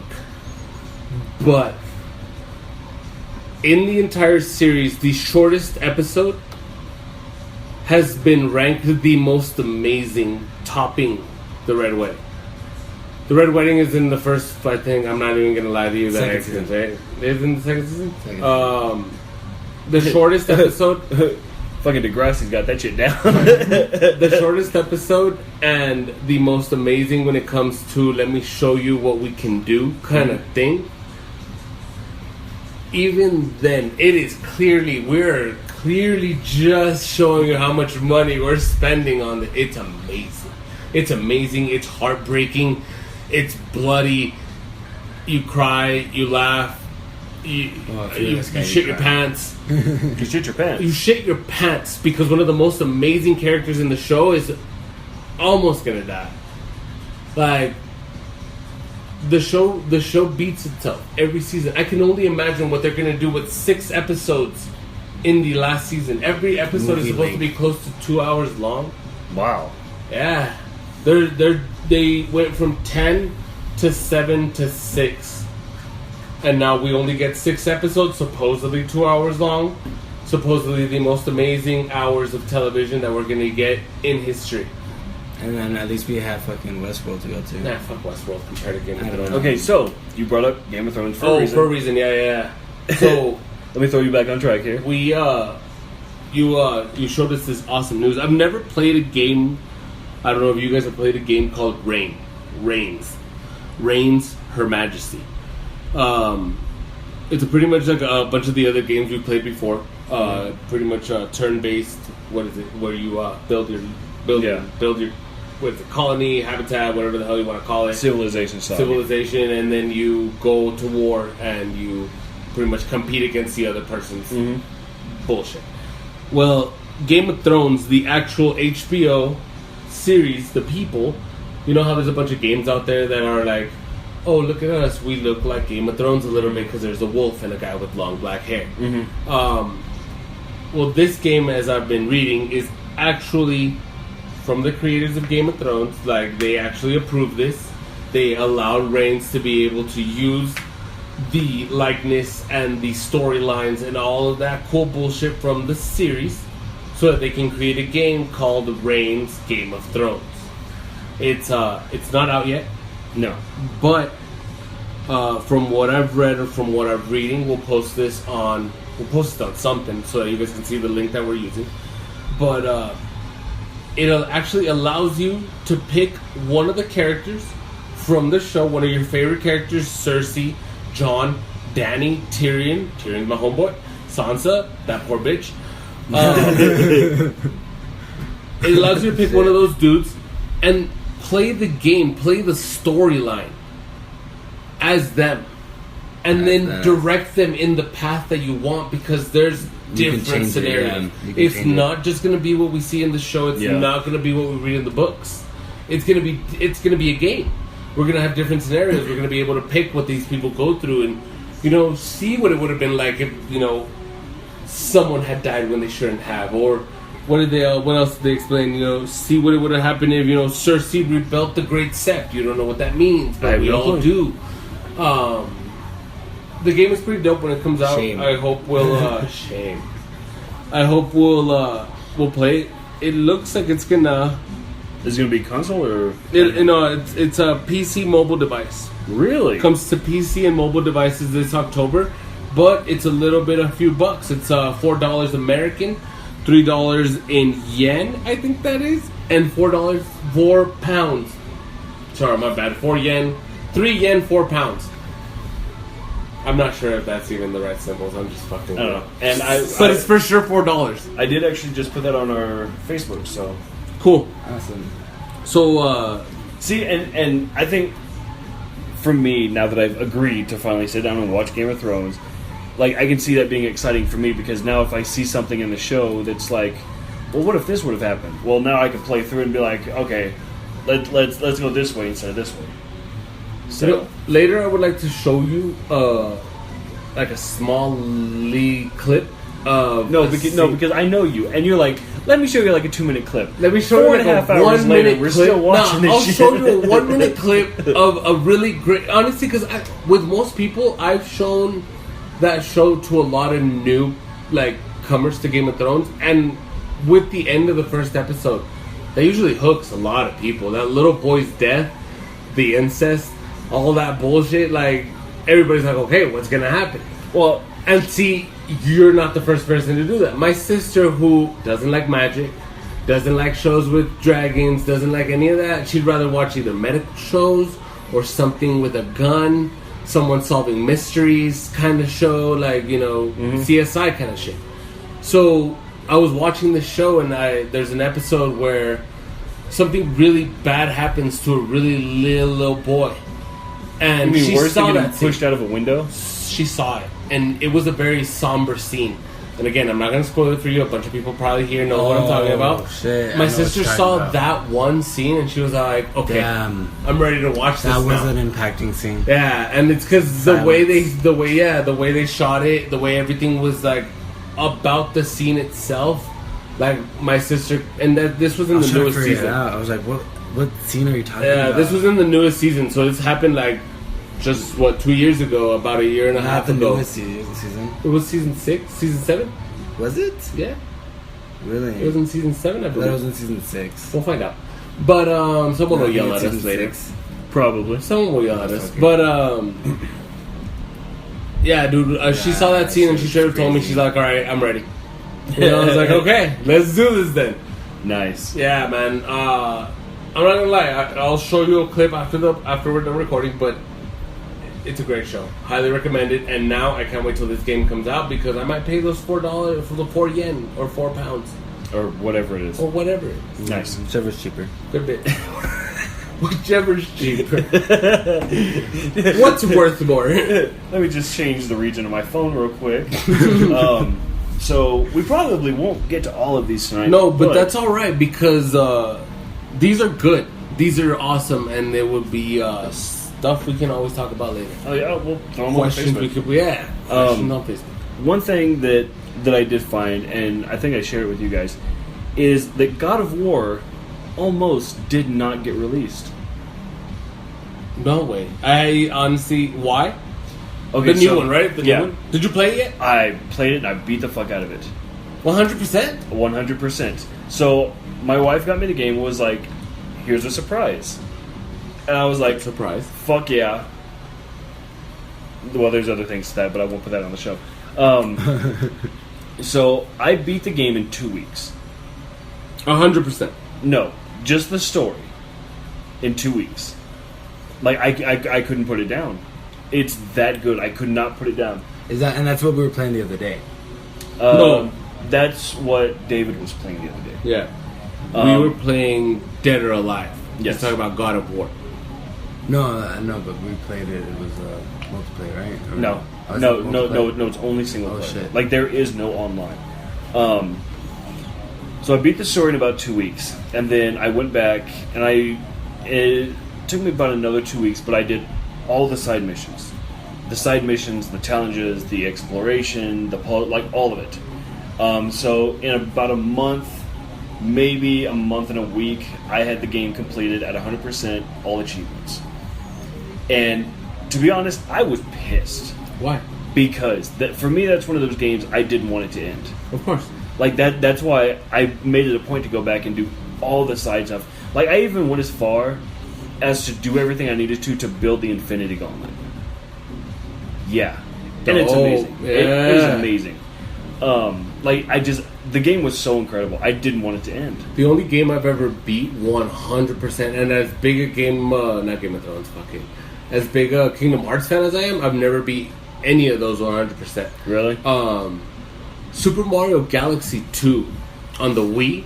Wow. That was That awesome game I beat 100% with two friends of mine. We went at it hard. Really? Hard, yeah. And then we had there was certain parts of that game where you needed to know all the Mario special jumps. Like, there's certain parts of that game where you need to know Mario's certain jumps to get up there, and we had one specific player, like one of us in the gang, that knew how to do the jumps, like, without even thinking about it. Nice. Like, that's the only game, 100%. All of the achievements, all of everything, all the coins we unlocked. That's that secret world that every Mario game has. Mm-hmm. Beat that entire world too. I think the only one that I've ever beat, not taking into account Final Fantasies, the only game that the first game that I beat 100% was Super Mario 64. Oh shit! And then the one after that was Super Mario Sunshine. I always try to beat Donkey Kong Country on my SNES. Oh, that game! That game was so cool, but there were some parts that are like, dude, that why game the was fuck is this in here? Yeah, dude. Whenever you were in that industrial world sucked. Yep, or the levels where you had to ride the minecart.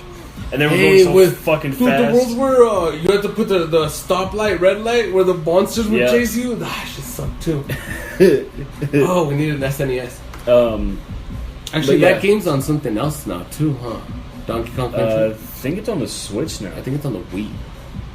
I don't know. It might be on one of those. But, you know, Nintendo. But, so, yeah, God of War almost didn't come out because while they were creating the game, like, they would play a little bit of what they had created, and they were like, okay, we need to do this.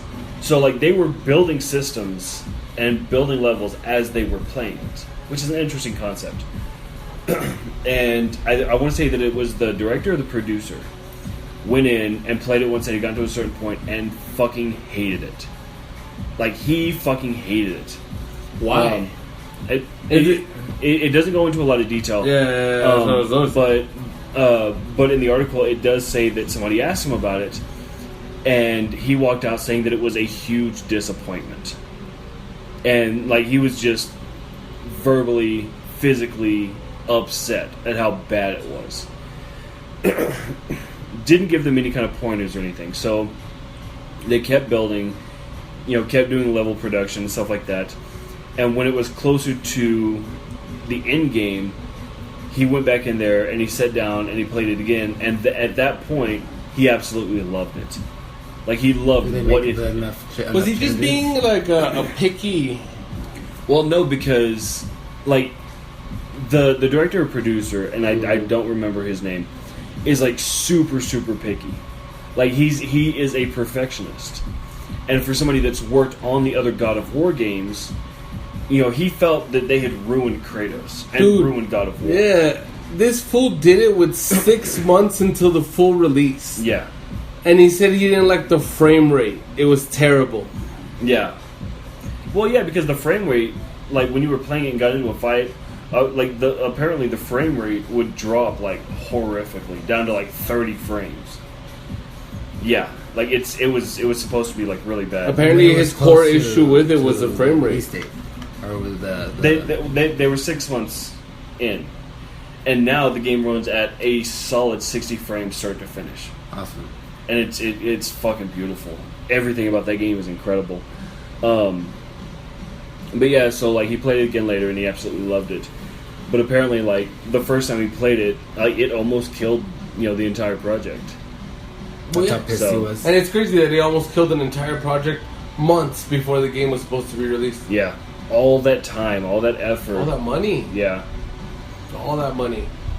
Wow. Thankfully, they kept at it. Of course. You know, Of course they were going to keep at it. That game is amazing. That Fuck yeah, series it is. is going to go on. I've actually heard rumor that they're considering like completely rebooting God of War and doing like the original God of Wars, but in the style of the new one. Oh, dude, I would. How many original God of Wars are there? 5. No. 6. Because there's God of War 1, 2, and 3 on PlayStation 2. There's God of War Ascension on PlayStation 3, and then there's The Ghost of Sparta and Chains of Olympus on the PSP. I want a PSP. I haven't had a PSP in years, man. I am surprised that I knew all of that. You wonder where the hell you pull that out of, right? Well, I've played and beat all of them. And I love them. I love all of them. And then Yeah. they re-released the God of War collection on PlayStation 3, which had 1, 2, and 3, Chains of Olympus, and Ghost of Sparta. But the PSP games, while you could play them on your PS3, came with a DLC code. So, God of War 2 on PS2, God of War Betrayal was for mobile phones. I never knew about Betrayal. God of War Chain of Olympus was for the PSP. God of War 3 was for the PS3. God of War Ghost of Sparta was for the PSP. Mm-hmm. God of War Ascension was for the PS3. Yep. The second era was Norse Mythology, which was God of War for the PS4. Yep. And then there's the remasters, the God of War Collections, the God of War Origins, And the that's what you're talking Saga, about. and then Yeah. God of War 3 remastered. Everything Word. for the fucking PS3 and PS4. That's cool. Told you, I know my shit. It's I'm down to play the first ones again. I was unpacking because you know how we mentioned that we moved into a new place. Yeah. I found a PlayStation 1 in my unpacking. I found a PlayStation 2, and I have a PlayStation 4. So now I Nice. need a PlayStation 3, and I'll have the entire family. Oh, and What well, was the Betrayal Xbox 360. released on? Betrayal was released on mobile phones. It's a two-dimensional side-scrolling adventure mobile game developed by Java Ground and Sony Online Entertainment. It looks pretty cool. I do not see it. When was it released? God, it had to have been forever ago. 2007. Ugh. Oh shit, this game looks old, bruh. Wow, good job. Good job. It was probably on the fucking bar phone or something. Yeah, it's bad.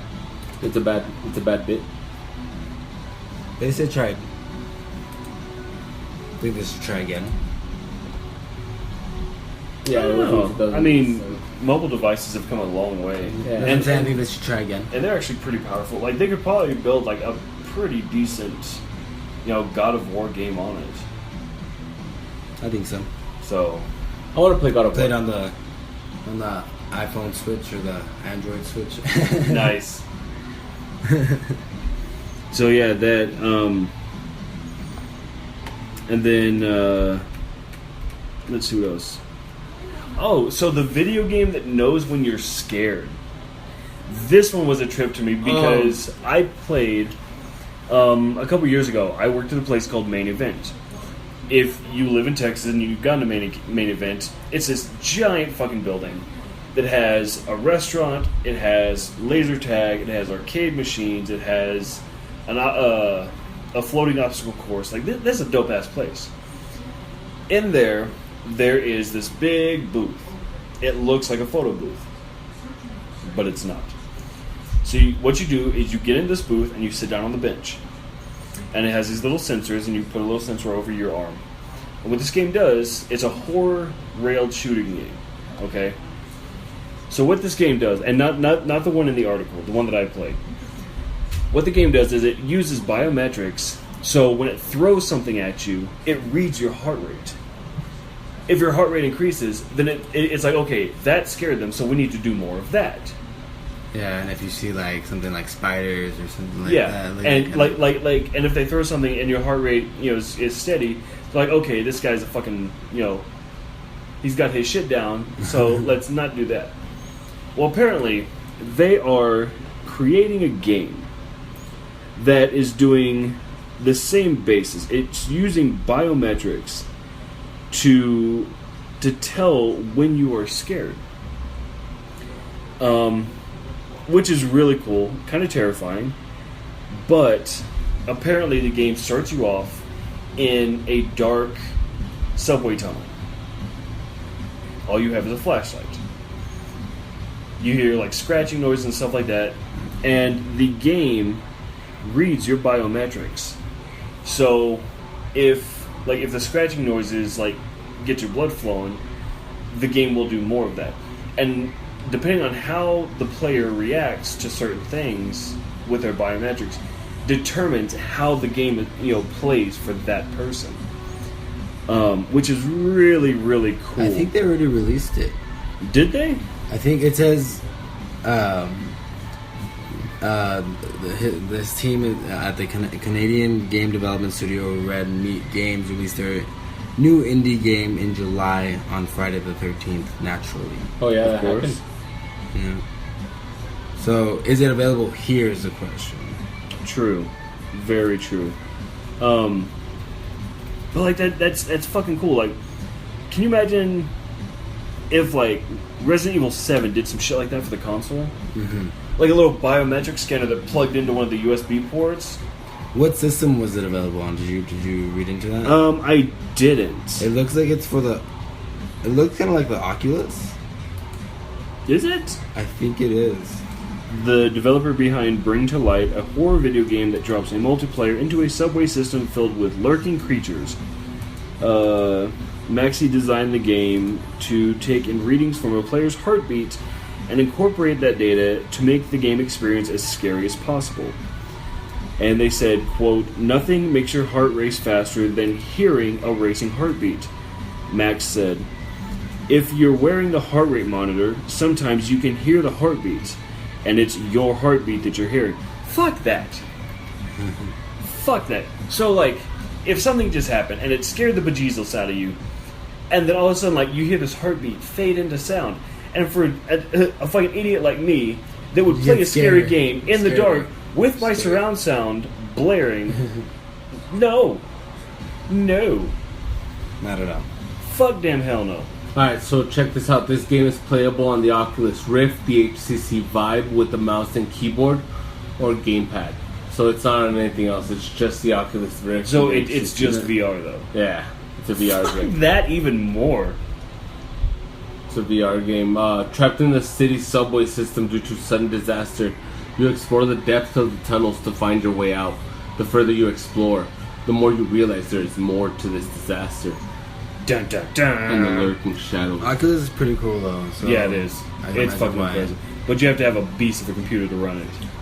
Same with the HTC Vive. Yeah. It looks pretty dope, guys. Looks pretty dope. I'm not even gonna lie. But that creepy. Let me tell you how scared you are. It's pretty much. It's a whole There's lot. gameplay out there though. If you guys want to check out the gameplay, there's a bunch of YouTube videos where they show you the gameplay. Not everybody can have an HTC Vive. True. I'm too broke. Same. And then another piece of news. I don't know. We might get to all these tonight. Another piece of news that actually just happened today. It just happened this morning. In Jacksonville, Florida, they were hosting a pre-qualifying tournament at a bar for Madden 19. Okay, and this is for a national tournament. Like EA does some big shit with their tournaments. Apparently, this dude, and they have released his name. I am not going to put it on the air because I don't think that that's my business to do that. But you guys are more than welcome to look it up. But apparently, this guy lost this tournament first round and decided that instead of taking his loss like a man, he was going to start shooting the bar up. And with that, he injured 11 people, killed 4, and then, from what I understand, killed himself. That's really sad, man. That I think it's ridiculous. You're at a gaming tournament. You know, a bunch of nerds at a gaming tournament, and you're gaming, bro. Like you're I mean, don't get me wrong. You know, you do get a little angry, you throw the remote around.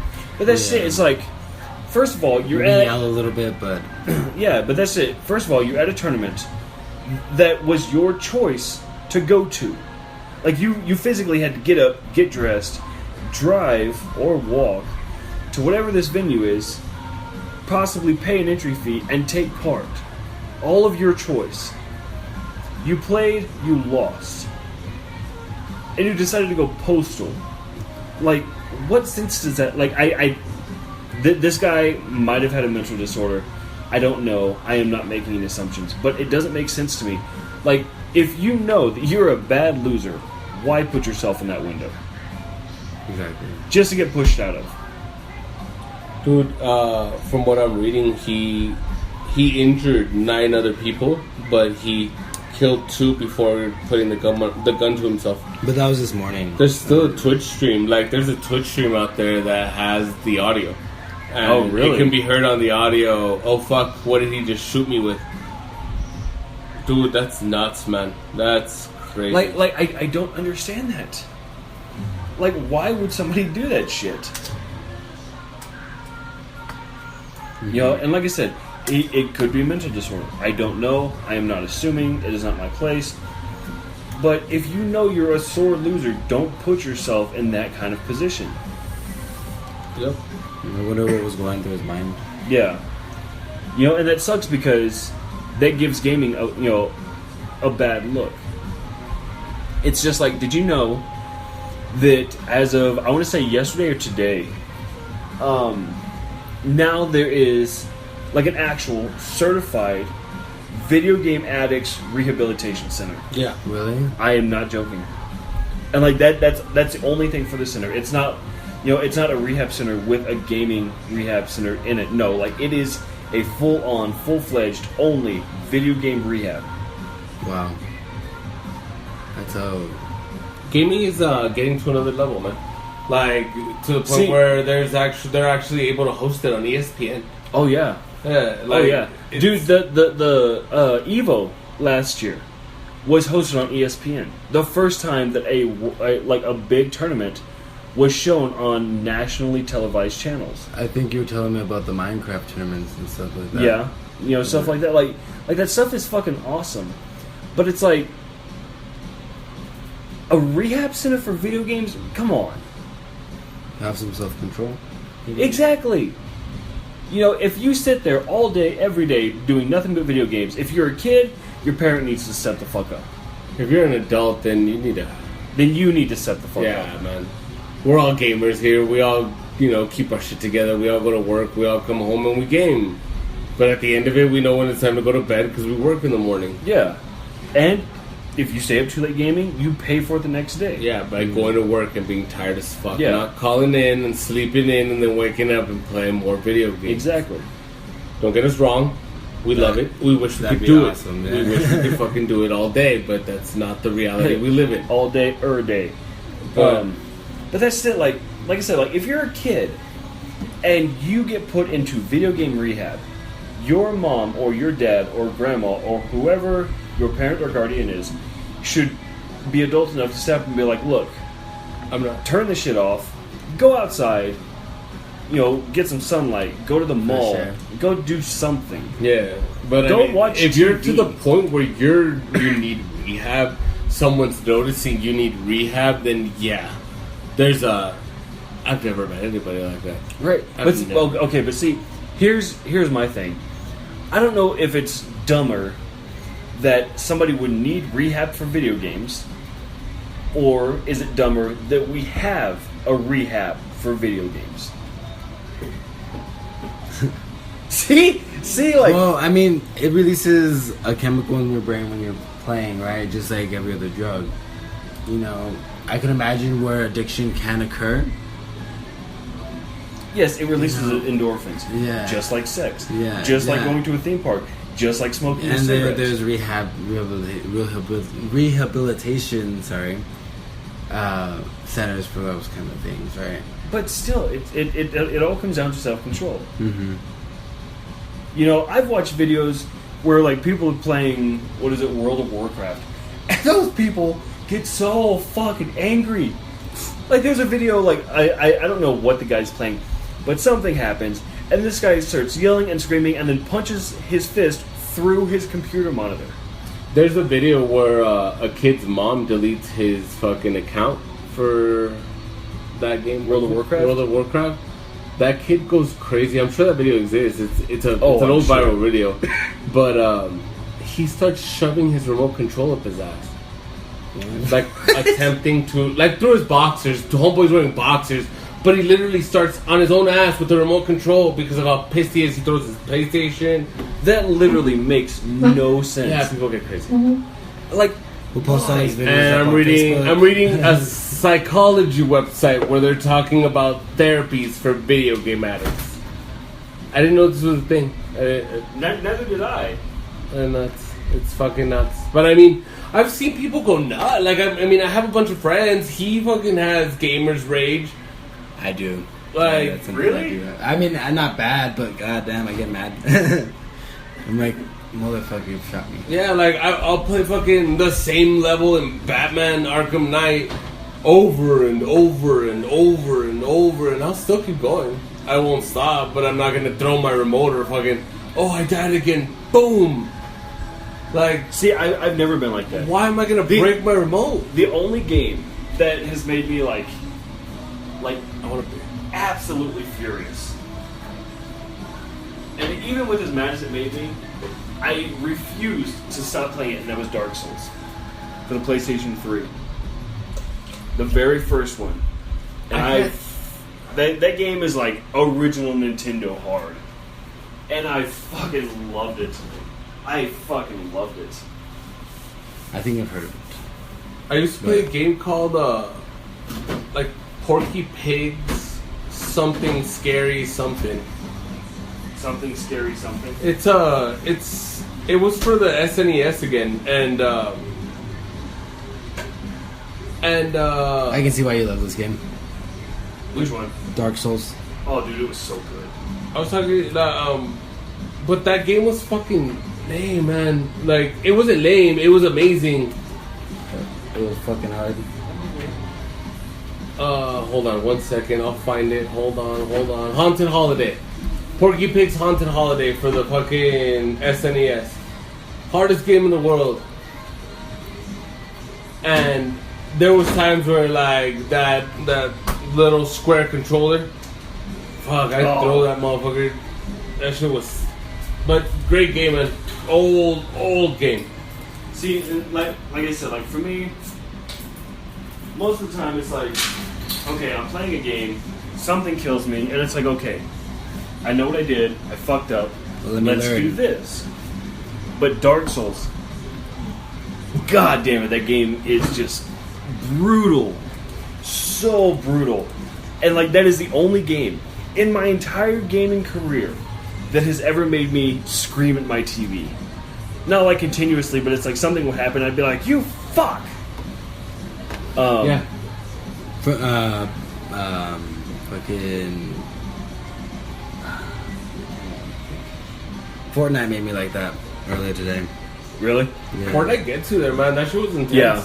That shit was intense. I understand why all those little kids are going nuts over it. Well, Not gonna lie, the dancing annoyed me. Let me just show y'all I'm here. Like there are some parts it's really funny, but it's like then there are sometimes a game is so hard and you die, but it's kind of funny.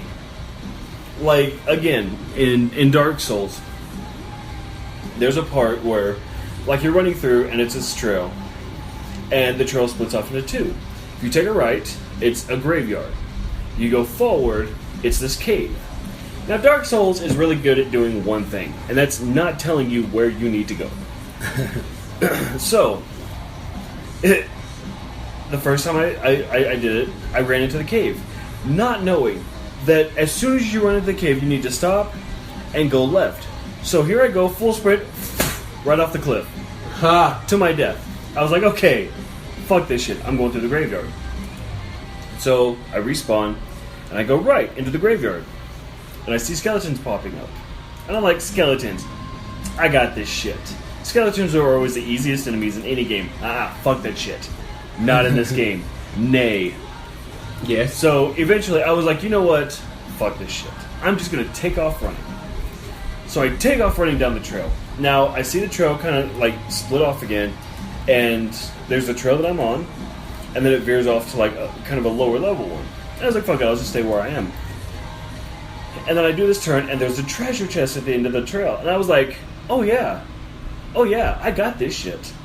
Get there, and there's a legendary sword, the Zweinhander. The same sword that Highlander used. Oh yeah, that's a thing. Oh wow. So I got the sword. And I turn around. What do I see? I see about 60 skeletons. Half of those are like 3 times the size of my character. And I was like, you know what? I was like, you know what? Fuck my life. I'm dead. So like I didn't even attempt to fight. But at least you knew where to fucking find that sword. But see, that's the thing. When I died, it stayed in my inventory. Oh, nice. Oh yeah, buddy. Cool. Oh yeah. So I was like, you know what? Now I know what I need to do. So I took the right, started at the graveyard, took the path that veered off to the left. That took me to the next area. Cool. I was set. So I'm in this area. It's me and one baddie on the other side. He sees me. He's kind of a zombie thing, so he starts doing that little zombie walk. I was like, I got something for this motherfucker. Go to my character guide, equip this Zweinhander. I'm fixing to fuck this dude up. No. My strength wasn't high enough. So hold the fucking sword. So while my character has it equipped, he has to drag it behind him because it's too heavy for my little fucking bullshit character. And when he swings, he has to stop and swing all the way around. Like he swings it and like the weight throws him around. Yeah. I'm watching the gameplay for Dark Souls 3. Did you play that one? Oh, I did, and it was so good. Was it? It was so good. I totally. It looks dope. It looks dope as fuck. I'm down to play. I'm down to see what's up. It was so fucking good. They all were. Like a lot of people say that the second one sucked. I enjoyed the second one. I guess we'll have to. Sequels aren't always that good. However, game sequels don't seem to fit that criteria though. Yeah. Most game sequels they're pretty cool. They usually come back with fan. Yeah, but even if a video game sequel sucks, there's always some new mechanic that makes that better than the first one. Yeah, like Halo 2. Halo 2, the game itself was fucking god awful, but you could dual wield. And that was the shit. Halo was an exclusive Xbox thing, right? Xbox and PC. Yeah, nah, never. I was never an Xbox kid. Mario Kart's always switching their shit up. Nah, dude, I was fucking PlayStation all day, every day. Oh, I loved Halo. I love Halo. And that when in the days of Halo, like PlayStation didn't have its equivalent, did it? No. Like no. The closest equivalent that it had was Mortal Kombat. Jak and Daxter. No idea what that was. It was kind of a cartoony platformer. It was called Jak and Daxter? Yep. No, I never played that shit. Yep. The only It looks familiar as hell though. Oh yeah. They're all over the place. Yeah. The only other time, there's a number of times that Dark Souls has fucking pissed me off, but the only other one that just made me hate the game with the force of 1,000 suns was, and I didn't know this, okay? Apparently, if you're connected online, other players can jump into your game. I didn't know this. So I'm in the game, and I'm doing what I do. I'm killing this boss. And I'm pretty good. I've got a good stride going on. I've got, some stuff going on. All of a sudden, this knight pops in. He's not attacking me. He's not attacking the boss. So I'm like, okay, maybe he's just like an NPC or some shit like that. So I almost have the boss dead. Almost. I'm like maybe 1-2 hits away. This jabron, for lack of a better term, comes up, one-shots me. Kills me. What? Yep. From behind? Oh, yeah. Takes all my shit, disappears. And you didn't get I was so... No, because when you die, you have to go all the way back to the last campfire that you saved at. Which is usually like a good 45 minutes to an hour away. Wow. So then you have to go through all that shit over again. Just get. Oh my god, dude. I learned real fast not to play that game when my system's online. I was so pissed. And then when I finally found the same guy again, he fucking one-shots me again, takes my shit, and takes off. I screamed. I fucking screamed so loud. You had him my in your grasps. Yeah. You sure? Oh, I was pissed. Man, my fucking game, my sea levels keep rising and sinking everything in this fucking game. And you're over here he's over here telling me, release the water, you need water. I'm like, the fuck that shit, man. Wow. Mercury is all underwater. You're gonna drown everybody. Yep. Noah's Ark that shit. Yeah, dude, that's pretty much. You know what that fucking reminded me happening. of? What up? Do you remember that old movie? I don't remember who the main character was. Fucking Waterworld. Waterworld? You're not Waterworld? gonna know what I'm talking about. No. It's before your time. Oh man, this sucks. I'm gonna lose everything. I played. Is there coming back from that? Whatever. I mean, Where are you gonna put the water? You're gonna ship it to the earth? Or what? well, no. What I'm fucking doing right now is evaporating it all. Fucking suck that shit up in your astral elevator. Just throw it into space. Let's see what sense is I don't have the fucking elevator yet because I don't have enough money. This sucks, man. I better not lose everything. I already lost. I lost a whole fucking mining outpost because of this fucking water. So I know you guys can't see it, but there is mass Maybe despair on Purpose face right now. This sucks. I think I see a wee tear coming down the side of his face. Man. Oh man, what's the next one? Someone bring up the next topic because I'm sad. Let's see. There's a new app that's coming to Switch that allows you to read ebooks and comic books. There's not a whole lot I you want can to talk Switch, man. I want to Switch so bad. Honestly- apparently we're gonna get one. about. Honestly, I would love a Switch for my birthday, Dude, but I don't know anybody with that much money. nah, man. We're gonna have a good ass birthday for you though. Yeah. If anybody wants to come, hit us up. Right? I tell you what. Any of our listeners that comes to the birthday, you will be on the show. Oh yeah, because that night we're recording. So the night that No, we're recording the Sunday before. Okay, so we're recording the Sunday before his birthday, but it's gonna be released on his birthday. But if you want to be on the show, come to the Sunday. Come on Sunday. Hang out with us. The Sunday we're gonna have before- a cookout. We're gonna chill out. We're gonna celebrate his birthday with him.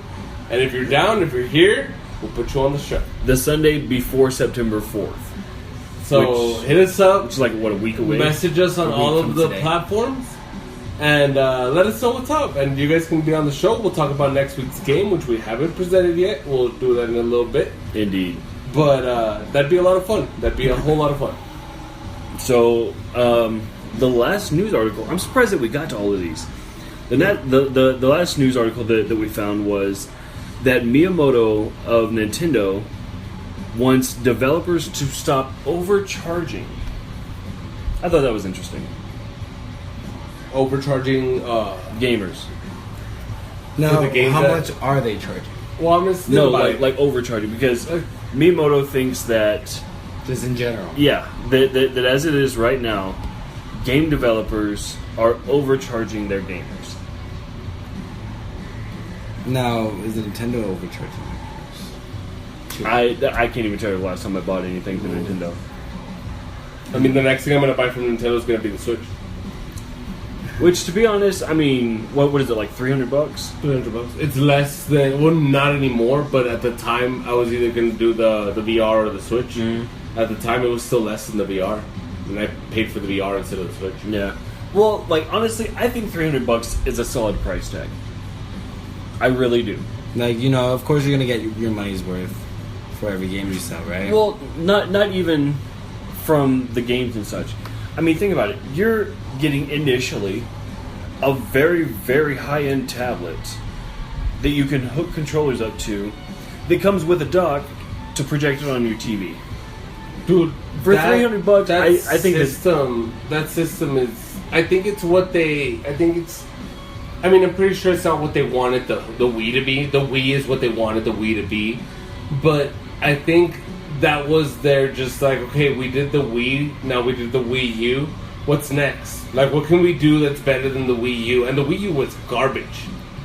See, the Wii U sucked. for the little bit that I had it, I really enjoyed it. Like, no joke, I would love to get my hands on another Wii U. I fucking loved it. The regular ass Wii. I don't think the big ass controller. I don't think the big ass controller. But I think their Nintendo's aspiration, their goal was, let's make the Wii U better, and they 100% succeeded. Oh yeah, like 100%. That system is amazing. But honestly, what it can do. Oh yeah, you are able to sit at a bus stop with your homie, and you're both watching your Wii U, and you're playing a fucking game. Yeah, 100% game. Like no portableness. Like, you know, it's not for a phone. It's not, you know, downgraded to be able to fit your phone screen. Yeah, none of that. You're getting the full version of a full game, and it's in the tiniest little fucking little thing. Honestly, I'm really glad, and I'll talk more about this later. But I'm so fucking glad to see, because back when like the Wii came out, it was all about who had the better gimmick. You know, the PlayStation 3 had the PlayStation Eye, which was the camera that you could interact with and play certain games with. The Xbox had the Kinect. The Wii had the motion controllers. You know, and at the time, everything was yeah.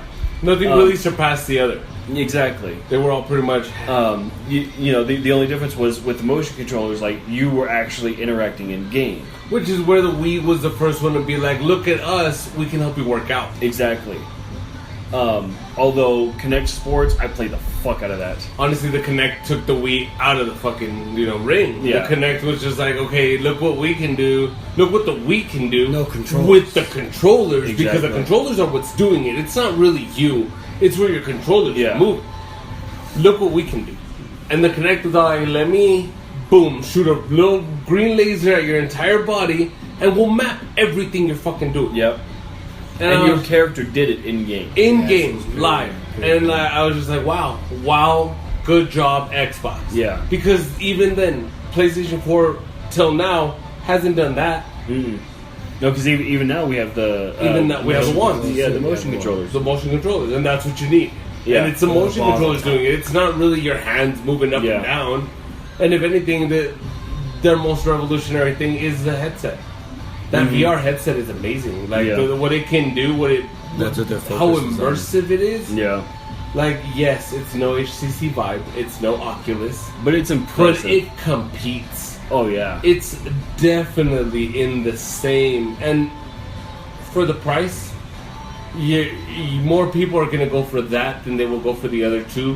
Not just because the other two don't just, you know, aren't just expensive on their own, but they require an expensive ass machine to power them. Oh yeah, and it can't just be any machine. It can't just be any machine because it's not going to work the same. You're not going to get the right experience. And then with the PlayStation VR, I mean, even then, a regular PlayStation like Generation 1, not even the Pro, might no, actually it will. It'll support it. You just need the TV. Which we found out last week. Yeah, you just need the TV. Unfortunately, that is one of the things, but that is way easier to fix than buying an entire gaming laptop. Yeah, but even still, you can still use it without the TV. Yes. Because you just won't be able to see it on the TV. And I mean, who else is fucking... I mean, unless you have homies there trying to watch you VR. If you don't, if you're in there by yourself, dude, you're in there by yourself. Yeah. You got it in your face. Exactly. Yeah. But no, like, that's the only thing I think on it's... your face. Yeah. I think it's so cool to see Nintendo go from like, oh, look, we have this gimmick, to saying, okay, you know what, it's time to buckle down and put out, you know, a competitor, which is what I feel the Switch is. Because it is. I mean, dude, some of the games coming to it, Dark Souls 3, Fortnite, Paladins, Doom. For that one as well? Oh, yeah. Oh, wow. Yeah. Doom. Like, they are bringing, like, actual adult games. Yeah. Which Nintendo has never done. Like, yeah, they've always honestly, had trouble with that No. It was their choice not to, because Nintendo always wanted to be seen as friendly. the family-friendly console. To where, if you bought anything Nintendo... Because every family has a Wii. Yeah, Yes. but Nintendo has always been, if you buy anything on Nintendo, everything there, my bad, everything there can be played by anybody.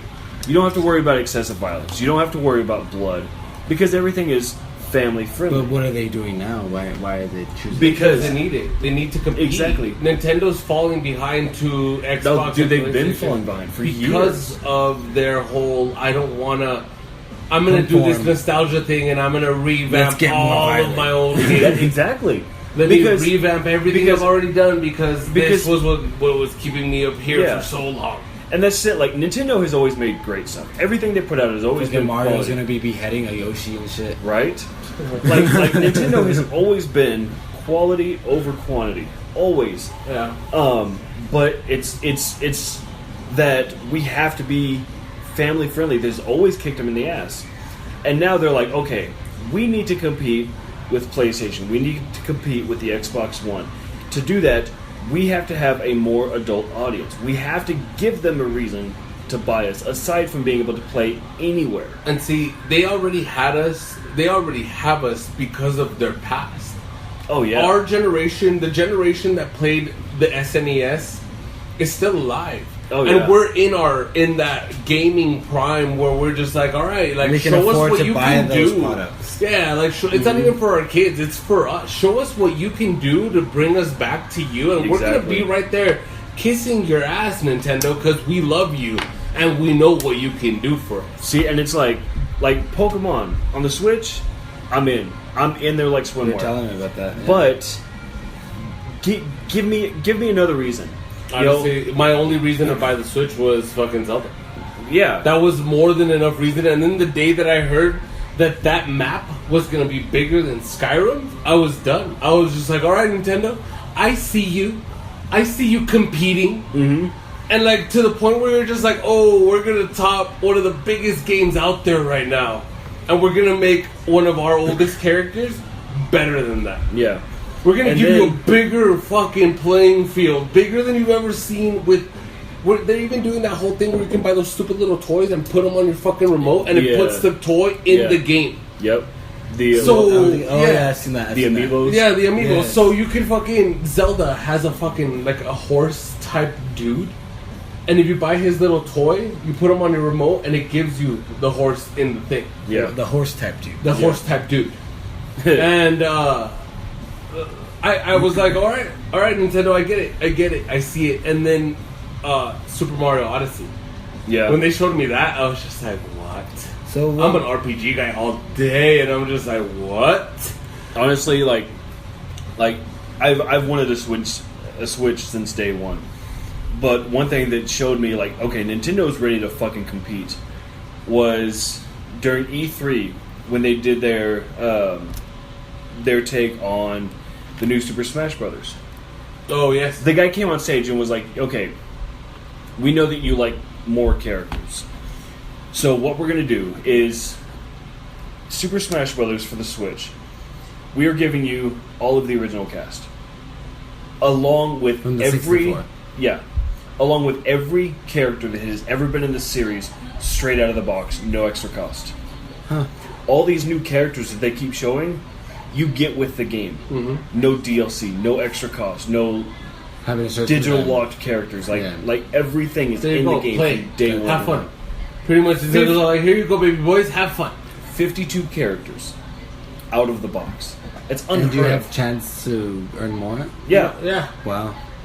The only other game that's matched that number on the day of release was Marvel vs. Capcom 2. It had 51 characters. PS what? 2?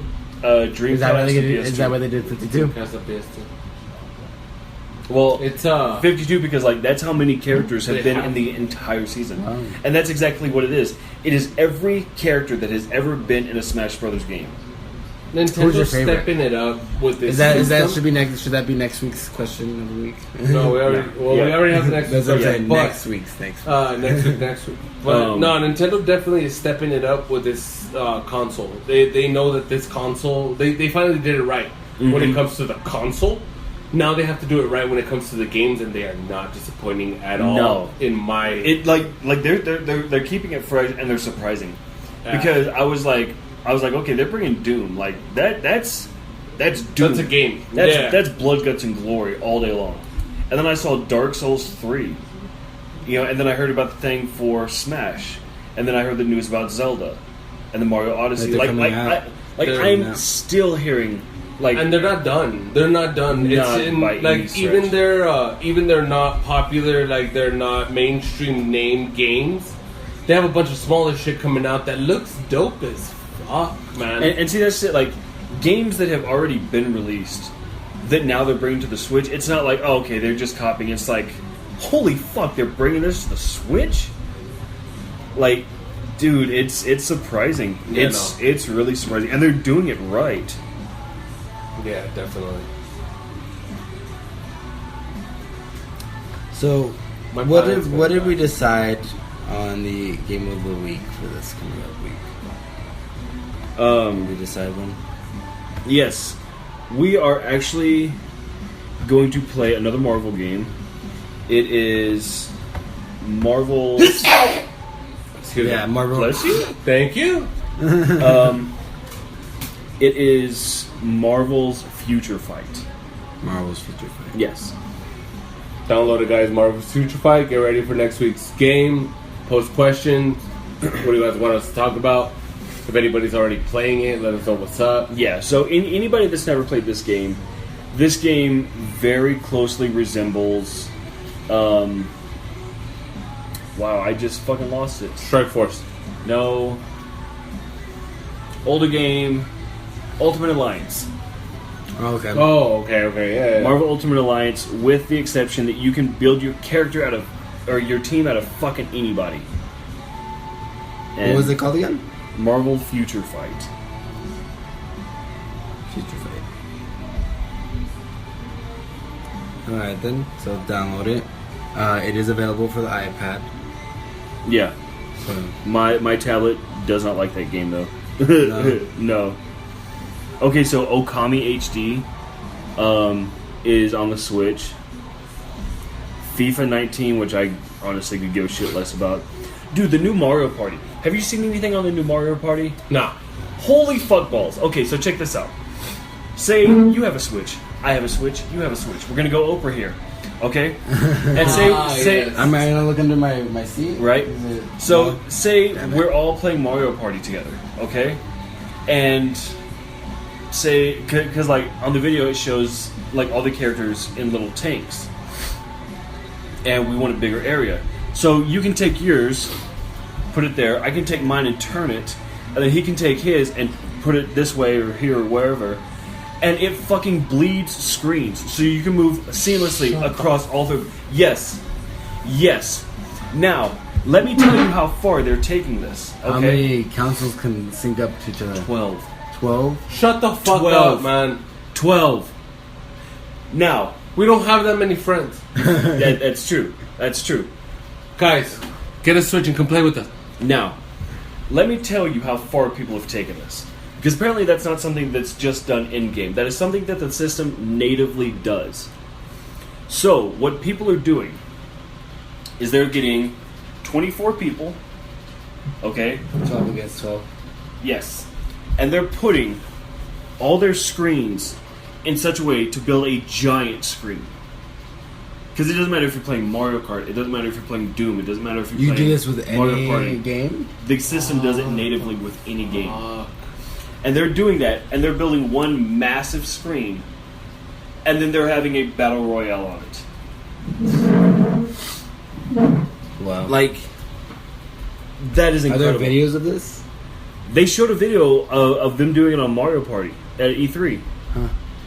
I will pull up that video, and I will show you guys. That alone is so impressive that a console can do that. And how is it communicating? As far as I know, it's through IR, but I'm not positive. I haven't verified that yet. But, oh my god, dude. Just some of the stuff that console can do is incredible. I can't wait to see some of the other stuff that they do with it. I really can't. Mm-hmm. I wonder where they're going to take that feature with, too. Yeah. Just the fact that you can do it in Mario Party, which the new Mario Party looks so fucking cool. Like, it looks They were so always fun. cool. Yeah. I remember playing on the DS. Never played on the DS. No? I played it on the 64. I played it on the Wii. It was cool because you can actually connect to other, and I guess maybe I'm sorry, fucking Nintendo's always done that, you know, with the connections and stuff like that. Mm-hmm. Remember Picto Chat? No. Yeah. Picto Chat. Wow. Nice name drop. So, Picto Chat. God. That makes me want to play it now. So, some of the games coming to the the Switch. This is just some of them.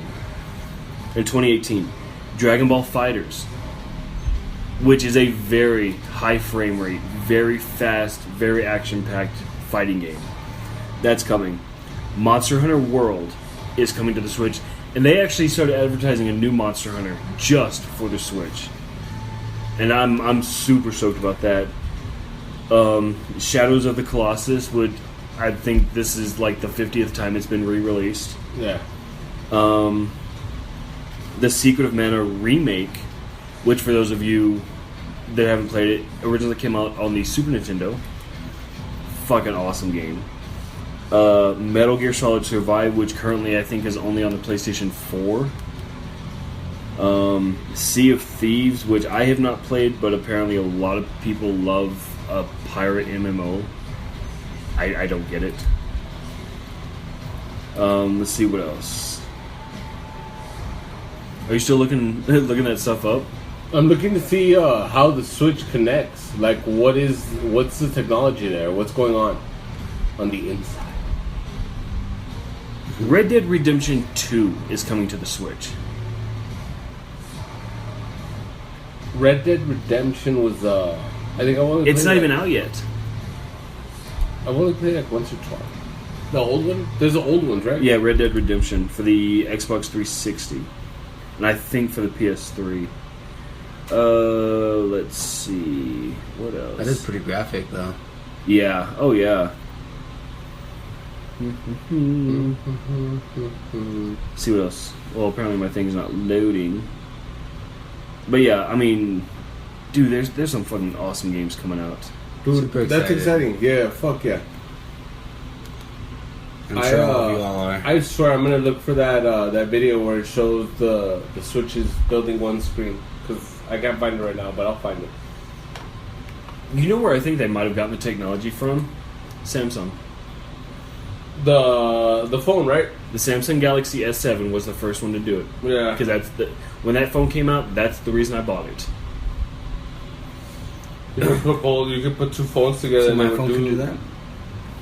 The I don't know. Samsung Galaxy S7. Yeah, but this is... Well, I don't know if they could do that. I don't know if they continued that shit. Because I had the S7 Plus and I worked with a bunch of people that had it, and like when we would put a bunch of them together, there was a video that would autoplay, and it was of like this caterpillar, and it would like crawl across all the screens.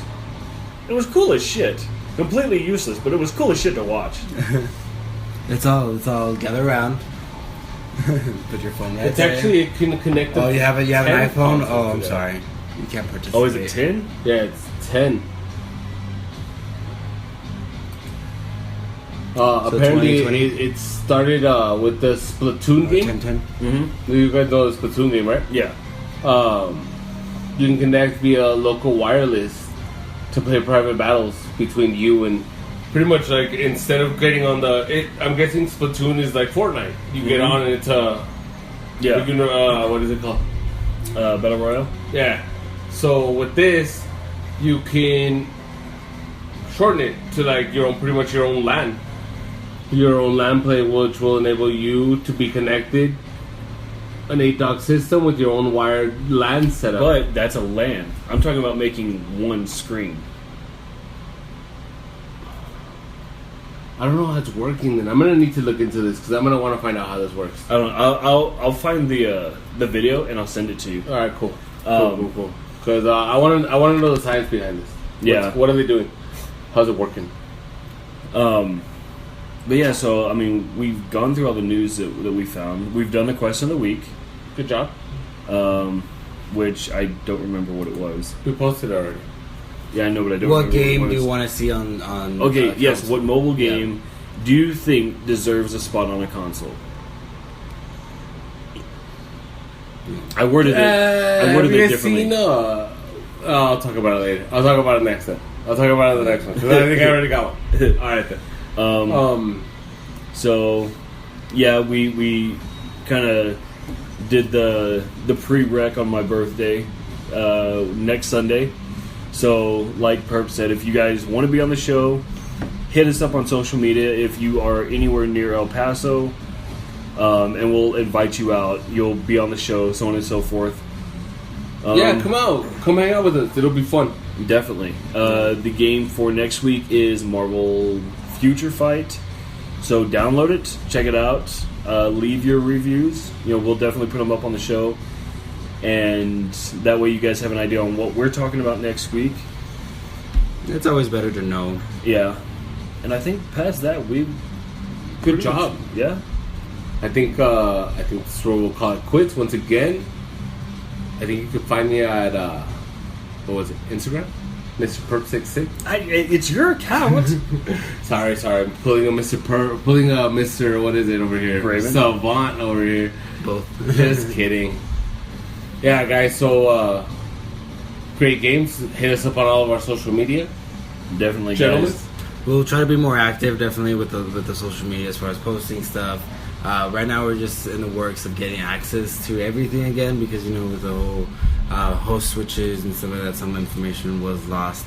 But you can find me at on Twitter at savant_11 or on Instagram at Graven11 as well. Wow, he remembered both. Right. Had to pull it up. Now you just need your gamer tag. Yes. Guys, you guys can hit me up pretty much anywhere. Facebook, Twitter, Instagram. Definitely whatever. hit up the podcast. Definitely hit up our podcast. His Facebook though, our Instagram, our group stuff, not just our individual stuff. Yeah. Like the Discount Gamer podcast, the Discount Gamer Instagram. Yep, and as as we said before, we are on all major platforms. And guys, if you guys love us enough, feel free to support us. We are open for donations on our Anchor page. Honestly, you can do that. You can just shoot us a like and give us a listen. We actually value both of those very, very much. More so your support with likes and shares than the financial above all else. Yeah, definitely. And if you guys listen to us on the podcast app on the iPhone or on any iOS system, give us a review on that. That puts us on specific lists for us to be rated, maybe even given awards. So that'd be awesome. Again, not necessary, just totally appreciated. Yeah. And all your comments as well on the social media will be acknowledged. Yeah, definitely. We'll definitely get out there and give And you guys a shout out. Yeah, any questions, anything you guys want us to talk about, give us ideas, whatever you guys want to hear. Yeah. And honestly, guys, and I'll post this as well. Why don't you guys come up with our next game? We yeah. have Marvel Future Fight for next week's show. You guys come up with a game after that. Whether it's a serious game. Start setting these games. Post them on any of the on any of the platforms, and we'll look at them. We'll see what's up, and then Honestly, no. The first 5 games that are posted, we'll put that on a poll. All right, yeah, we'll do that. But the they have games- to be free, right? Yes. Yeah, remember that, guys. At least, Discounts. yeah, Discount Gamer. Make sure the game is free on any of the platforms. We'll download them. We'll put them on a poll, and then you guys will vote for them. And whichever one you guys vote for, that's the one we'll play for the week. Yep. Doesn't matter how serious they are or how ridiculous. Funny or anything, we'll play them. We'll see what's up. But guys, this is all of us from Discount Gamer. Thank you guys for joining us, and keep gaming, discounters. See you later.